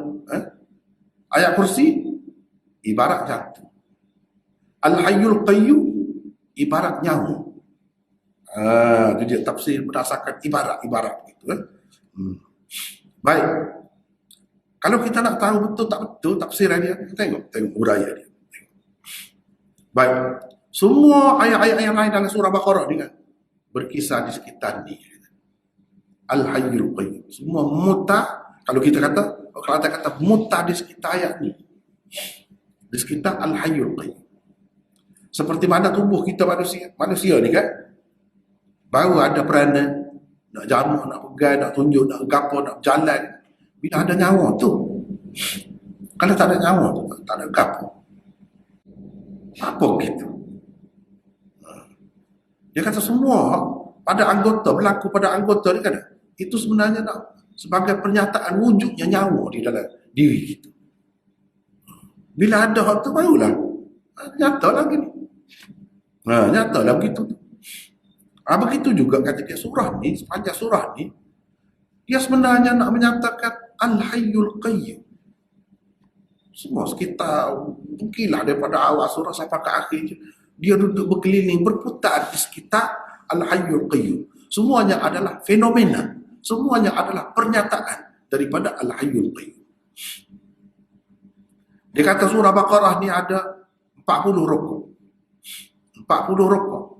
Dalam setengah-setengah Quran itu, seperti Quran yang saya pakai ni dia berdasarkan rukuk-rukuk. Rukuk. Ini dia ain ni rukuk. Setengah-setengah Quran dia tak ada buat tanda-tanda begini. Ni cuba kita tengok. Surah Baqarah. Ni daripada Alif Lam Mim, rukuk pertama cuba kita tengok. Ni rukuk pertama. Dia ada 7 ayat rukuk pertama, cuba tengok sini. Semua sekali surah Baqarah ni ada 40 rukuk. Baik, kita tengok. Ni rukuk terakhir. Ni ain ni isyarat kepada rukuk. 40. Ini maksudnya 40 rukuk. Ada semua sekali dalam surah Baqarah ni ada 40 rukuk. Baik. Ini ada orang yang menghayati Al-Quran ini. Syekh Abdul Aziz ni seorang tokoh yang menghayati Al-Quran sampai ke peringkat tu. Ni. Semuanya berkisar di sekitar itu. Jadi dalam 40 rukuk ni kan, 40 rukuk ni semua dalam surah Al-Baqarah. Kalau kita perhatikan daripada awal hingga akhir ni, berputar di sekitar Al-Hayyul Qayyum. Mari dia nak buktikan. Dia nak buktikan lagu mana. Al-Hayyul Qayyum, sebagaimana kita dah tahu dah, kehidupan sebenarnya, yang hidup sebenar-benarnya ialah Allah. Jadi hal lain-lain semua dalam surah ni sesoalnya sebagai huraian, penjelasan, sebagai ulasan kepada Al-Hayyul Qayyum belakang. Ulasan dan huraian kepada Al-Hayyul Qayyum. Dan semuanya nak menjelaskan apa makna sifat hayat itu, dan apa makna sifat qayyumiyah Allah SWT. Nak menyatakan itu belakang di permulaan surah kita tengok. Dia kata dzalikal kitabu la raiba fi. Nak ceritanya bahawa Al-Quran itulah punca kehidupan manusia. Kehidupan alam ruhani manusia duduk pada Al-Quran. Kalau mu nak hidup, mu kena terima Al-Quran. Barulah jiwamu, hatimu akan hidup. Dia berkaitannya hidup tu. Dia kena percaya, kena ada akidah. Takwa dan iman itulah yang menyebabkan manusia ni dapat kehidupan yang abadi. Hudal lil muttaqin alladzina yu'minuna bil ghaib. Muttaqin, takwa, iman di situ. Inilah yang menyebabkan manusia dapat hidup yang abadi, yang bermakna, hidup abadi yang bermakna. Apabila ia berpandukan Al-Quran, dalam dunia pun selamat, akhirat pun akan hidup abadi yang bermakna. Hidup tu bukan hidup yang susah, hidup yang menderita, tidak, tapi hidup yang senang, bahagia. Duduk mana jaminannya? Pada Quran ini. Dan kufur, nifak itu punca kepada kebinasaan, kematian ruhani manusia.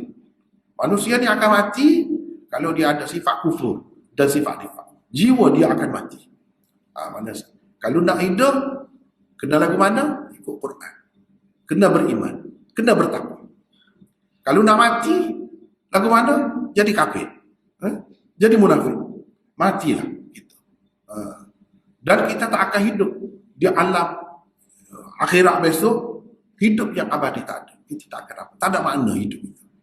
Kalau hidup pun tak mati pun kena seksa sepanjang masa. Buat apa hidup lagu tu?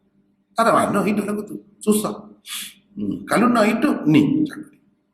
Lepas tu dalam rokok, dalam rokok yang ketiga, dia pergi tu. Kalau kita tengok Quran tadi, Quran yang saya pakai tadi, tengok rokok yang ketiga. Rokok yang ketiga, Allah SWT menceritakan kehidupan manusia secara individu, satu-satu. Setiap orang manusia. Wa kuntum amwatan fa ahyakum. Kamu dulu mati. Tak wujud, tak ada. Tak boleh nak sebut apa.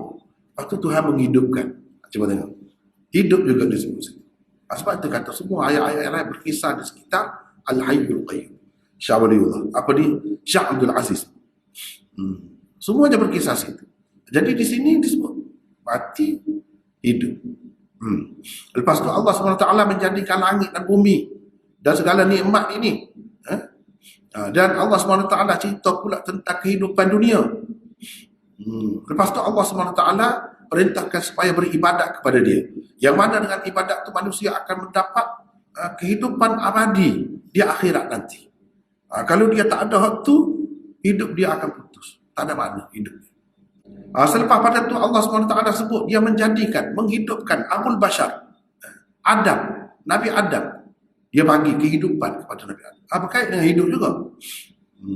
Dan bila hidup, dibagikan jawatan khilafah kepada dia. Dan dilebihkan dia daripada malaikat. Itu daripada ayat wa idh qala rabbuka lil malaikati inni ja'ilun fil ardi khalifah. Dan seterusnya cerita tentang Adam itu. Maknanya manusia yang mula-mula hidup di bumi ini. Macam mana dia? Dia tu sebagai siapa? Sebagai khalifah. Lepas pada tu rokok yang kelima. Allah SWT menyebutkan tentang satu keluarga yang cukup bermakna hidupnya. Cukup bermakna hidupnya. Allah SWT telah bagi macam-macam nikmat kepada mereka. Zahir dan batin. Siapa? Keluarga itu Bani Israel. Bani Israel telah hidup dan cukup bermakna hidup mereka. Sebab apa? Di kalangan mereka ada begitu ramai nabi-nabi. Di kalangan mereka telah mendapat nikmat Allah SWT yang begitu banyak. Wa anni faddaltukum 'alal 'alamin. Di situ ayat. Kalau kita tengok, dia duduk cerita tentang itulah. Jadi pergi itu sehingga kepada akhir juzuk yang pertama begitu.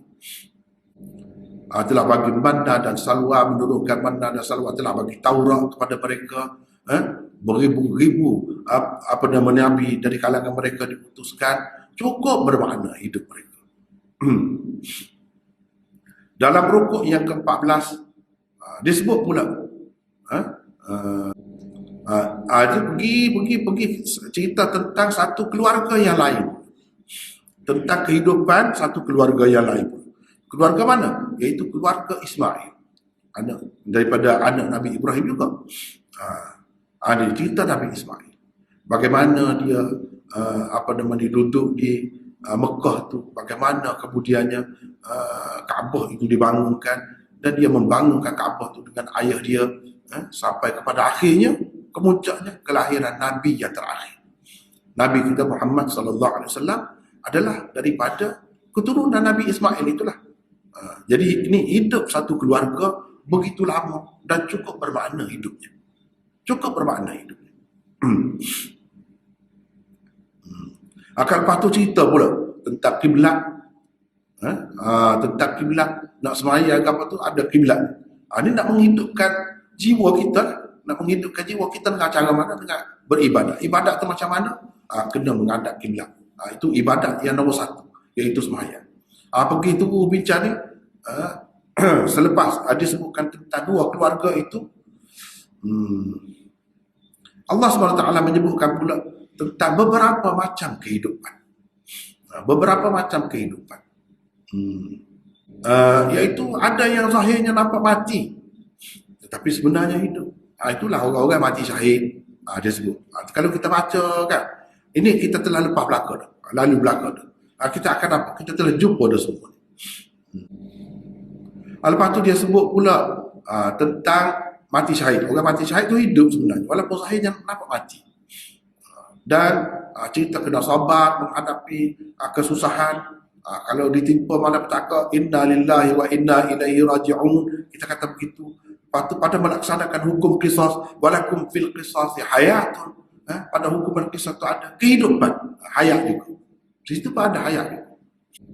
Dan kita nak meneruskan kehidupan ni dengan berjaya, kena sabar. Dia berkait dengan hidup juga.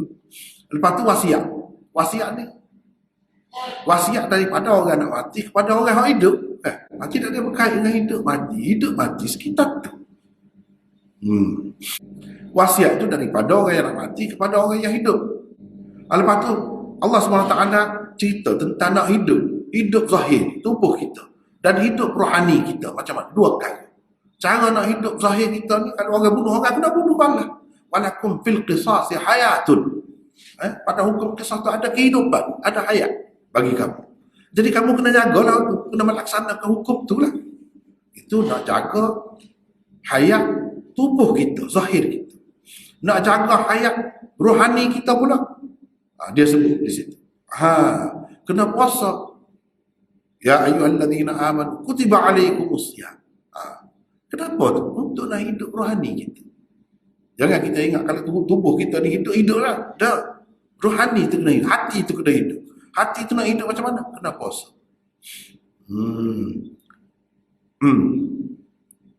Dan untuk mengekalkan agama kena berjihad, kena menghidupkan syiar-syiar agama. Buat haji, buat umrah, buat apa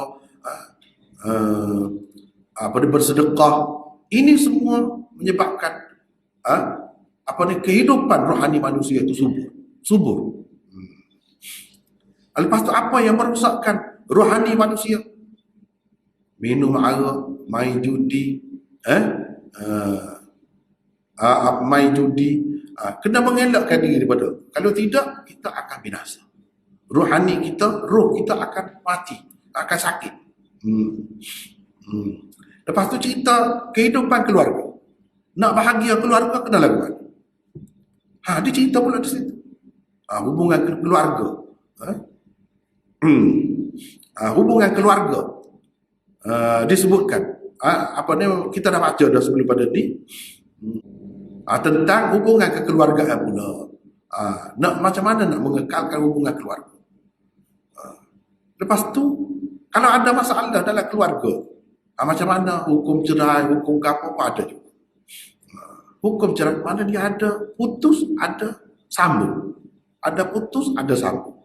Ada mati, ada hidup. Lepas tu cerita pula tentang iddah, tentang keadaan haid, melakukan persetubuhan pada masa haid dan sebagainya. Itu disebutkan tentang penyusuan terhadap anak. Semua dijaga di situ. Supaya apa? Supaya keluarga itu hidup dengan baik, dengan aman sentosa. Kalau tak boleh nak jaga juga kehidupan keluarga tu. Kadang-kadang orang sampai bunuh diri. Sedih nikah. Kecewa, gagal perkahwinan ni. Bunuh diri mana? Mati pula situ. Tak ada dalam kehidupan. Tapi supaya tidak berlaku begitu, bahawa hidup ni bukan itu saja. Kalau tak boleh pergi, cerai, ada cerai. Mungkin kita boleh mulakan satu kehidupan yang lain pula dengan orang lain. Dan boleh hidup berapa ramai orang setelah bercerai dia kahwin dengan orang lain, bahagia pun, tak ada apa pun. Jangan kita putus asa, jangan berasa perkahwinan kau, orang kau, tu saja segala-galanya. Tak ada waktu mati lah kita. Jangan begitu. Kita boleh hidup lagi. Tapi dengan cara mana? Ikut ajaran Quran. Sampai masa menikah, nikah. Sampai masa cerai, kalau memang sesuatu, cerai. Jangan ada merasa masalah sangat. Gitu. Itu ajaran Quran. Untuk apa? Untuk jaga kehidupan kita lah. Kalau tidak, kehidupan dia tidak terurus dengan baik. Tak kena gaya. Tak kena gaya, walaupun berkeluarga. Berkeluarga ni jaminan kebahagiaan kau? Tak juga. Tapi kalau menjamin kehidupan kita kebahagiaan, ya boleh teruskan. Kalau tidak, jangan. Ni ajaran. Lepas pada tu Allah SWT sebut pula cerita orang-orang yang takut mati. Nak hidup lagi-lagi aja. Sebab tu yang lari tu. Alam tara ilal ladzina kharaju min diyarihim wa hum ulufun hadar al-maut. Beribu-ribu orang mati kan, keluar daripada negeri dia. Tuhan pun suruh mati. Lepas tu Tuhan hidup semula. Tu cerita. Sebab apa dia lari? Sebab nak hidup lah. Hidup mati ni di tangan Tuhan. Berapa ramai orang yang perang tak berhenti, tak mati-mati. Berapa ramai orang yang tidak pergi perang, sampai masa mati. Kena COVID ke, kena gap ke, tak kira lah. Jadi mati, hidup ni kat Tuhan. Jangan duduk takut tak terpasang gitu. Jadi semua tu tidak akan berkisar di sekitar nak hidup. Itulah sebab tu dia kata semua ni berkisar di sekitar Al-Hayyul Qayyum. Itu mengikut Syekh Abdul Aziz. Ini satu bentuk tafsir, bukan tafsir Quran dengan Quran ni. Tak ni. Tafsir Quran berdasarkan tadabbur, perhati, kaji, selidik, menyelami makna Quran. Cuba baca daripada awal sampai tegap dia. Apa yang Nabi SAW kata ayat kursi ni penting, ayat kursi ni paling istimewa, paling agung. Agung kau mana? Nak nampak agung lagu mana? Kalau tak kaji lagu ni, tak akan nampak. Sebab tu kata kita tafsir ni kena halus, luar, banyak peringkat. Lepas tu Allah SWT sebutkan banyaklah kisah-kisah yang pelik-pelik yang menunjukkan Tuhan itu isyarat kepada Tuhan tu Al-Hayyul Qayyum. Kadang-kadang Al-Hayyul Qayyum Tuhan tu tanpa sebab yang zahir, sebab yang tak ada sebab lah kita kata, mati hidup, dia boleh hidupkan. Itulah Tuhan yang hidup sebenarnya. Tuhan yang bersifat dengan Qayyum tu, dia boleh buat apa saja. Sampai setara tu lah. Kalau kita tak boleh, dah tu mati dah. Macam mana dia boleh hidup? Dia nak mati sebab perlu. Orang ni dia ajar sebagai pengajaran kepada orang lain juga. Mati. Dan dia nak lari sangat, nak hidup sangat, biar mati. Allah SWT kata mutu, mati. Lepas tu dia hidupkan. Pelik-pelik lah. Ini semua ni menggambarkan sifat Tuhan yang Al-Hayyu Al-Qayyum sahaja yang boleh buat itu tu.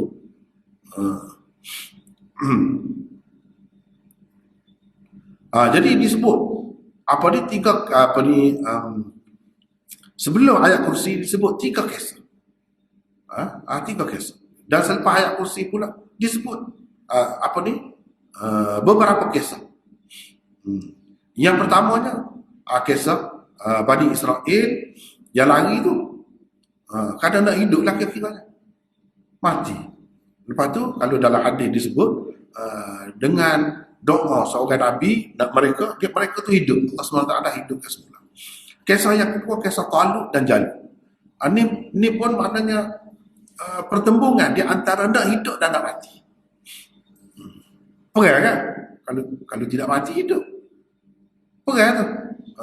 Jadi nak benar untuk apa? Untuk meneruskan kehidupan sebagaimana yang kita nak. Kita tak sih hidup seperti itu. Lepas tu tabuk sakinah.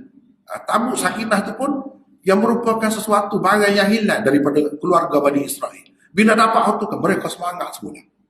Itu semua memberi arti kepada kehidupan mereka. Lepas tu mereka dapat kemenangan demi kemenangan bila dapat balik tabuk sakinah.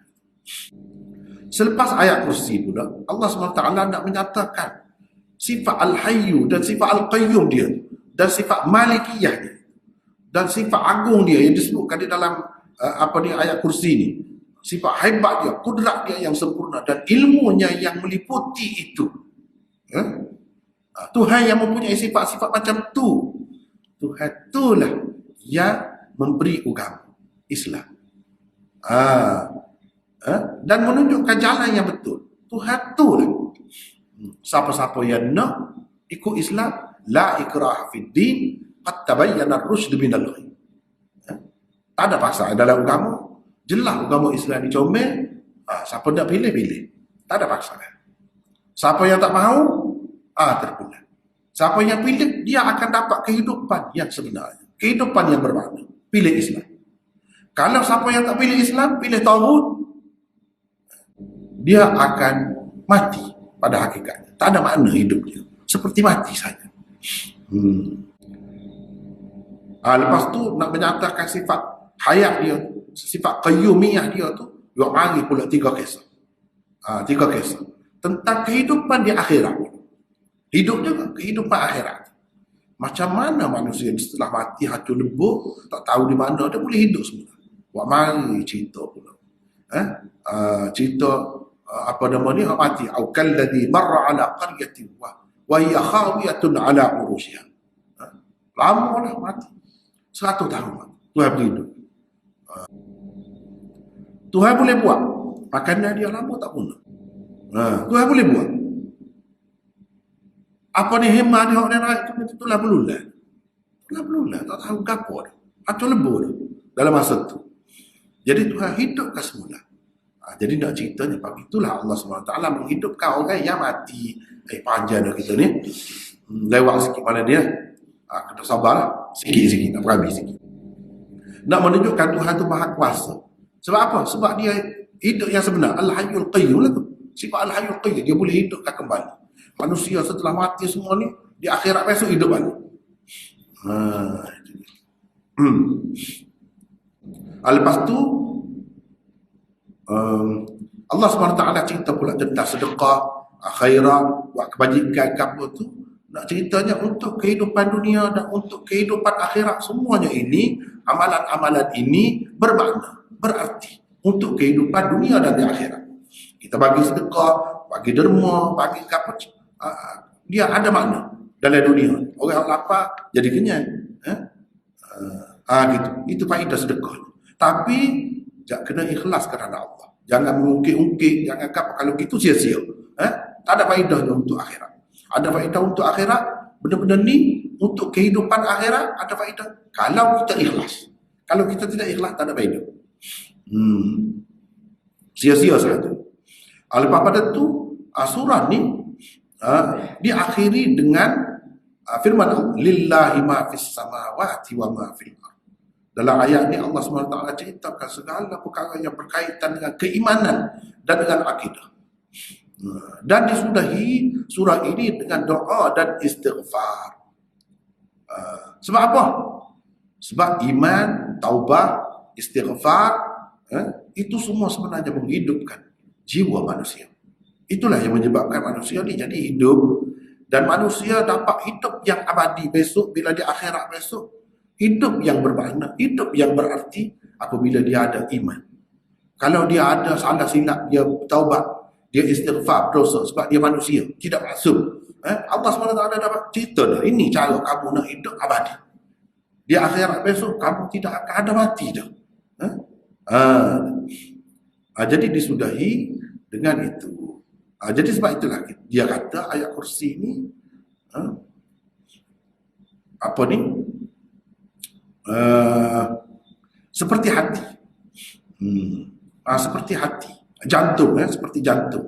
Dan Al-Hayyul Qayyum itu seperti nyawa yang ada pada tubuh manusia. Dan ayat-ayat yang lain itu seperti anggota-anggota tubuh manusia. Jadi kita boleh tengok dah tadi dia sebut daripada awal 40 rukuk tu dalam itu terkandung. Hakikat sebenarnya mentafsirkan, menjelaskan makna Al-Hayyul Qayyum Allah. Dan kita kalau nak hidup yang sebenar, nak hidup kekal, nak abadi di dunia, bahagia, dan di akhirat kita akan abadi kekal buat selama-lama dalam keadaan bahagia dan dalam keadaan bermakna. Arti nak hidup lagu tu, ikutlah. Kena beriman, kena percaya kepada Quran, kena mengamalkan ajaran-ajaran Quran. Situ semua, balik situ.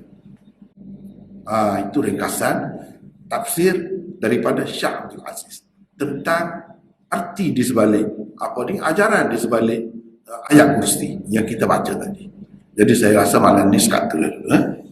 Ini boleh lebih banyak masa ni. Wallahu a'lam. Akhir da'wan. Alhamdulillah.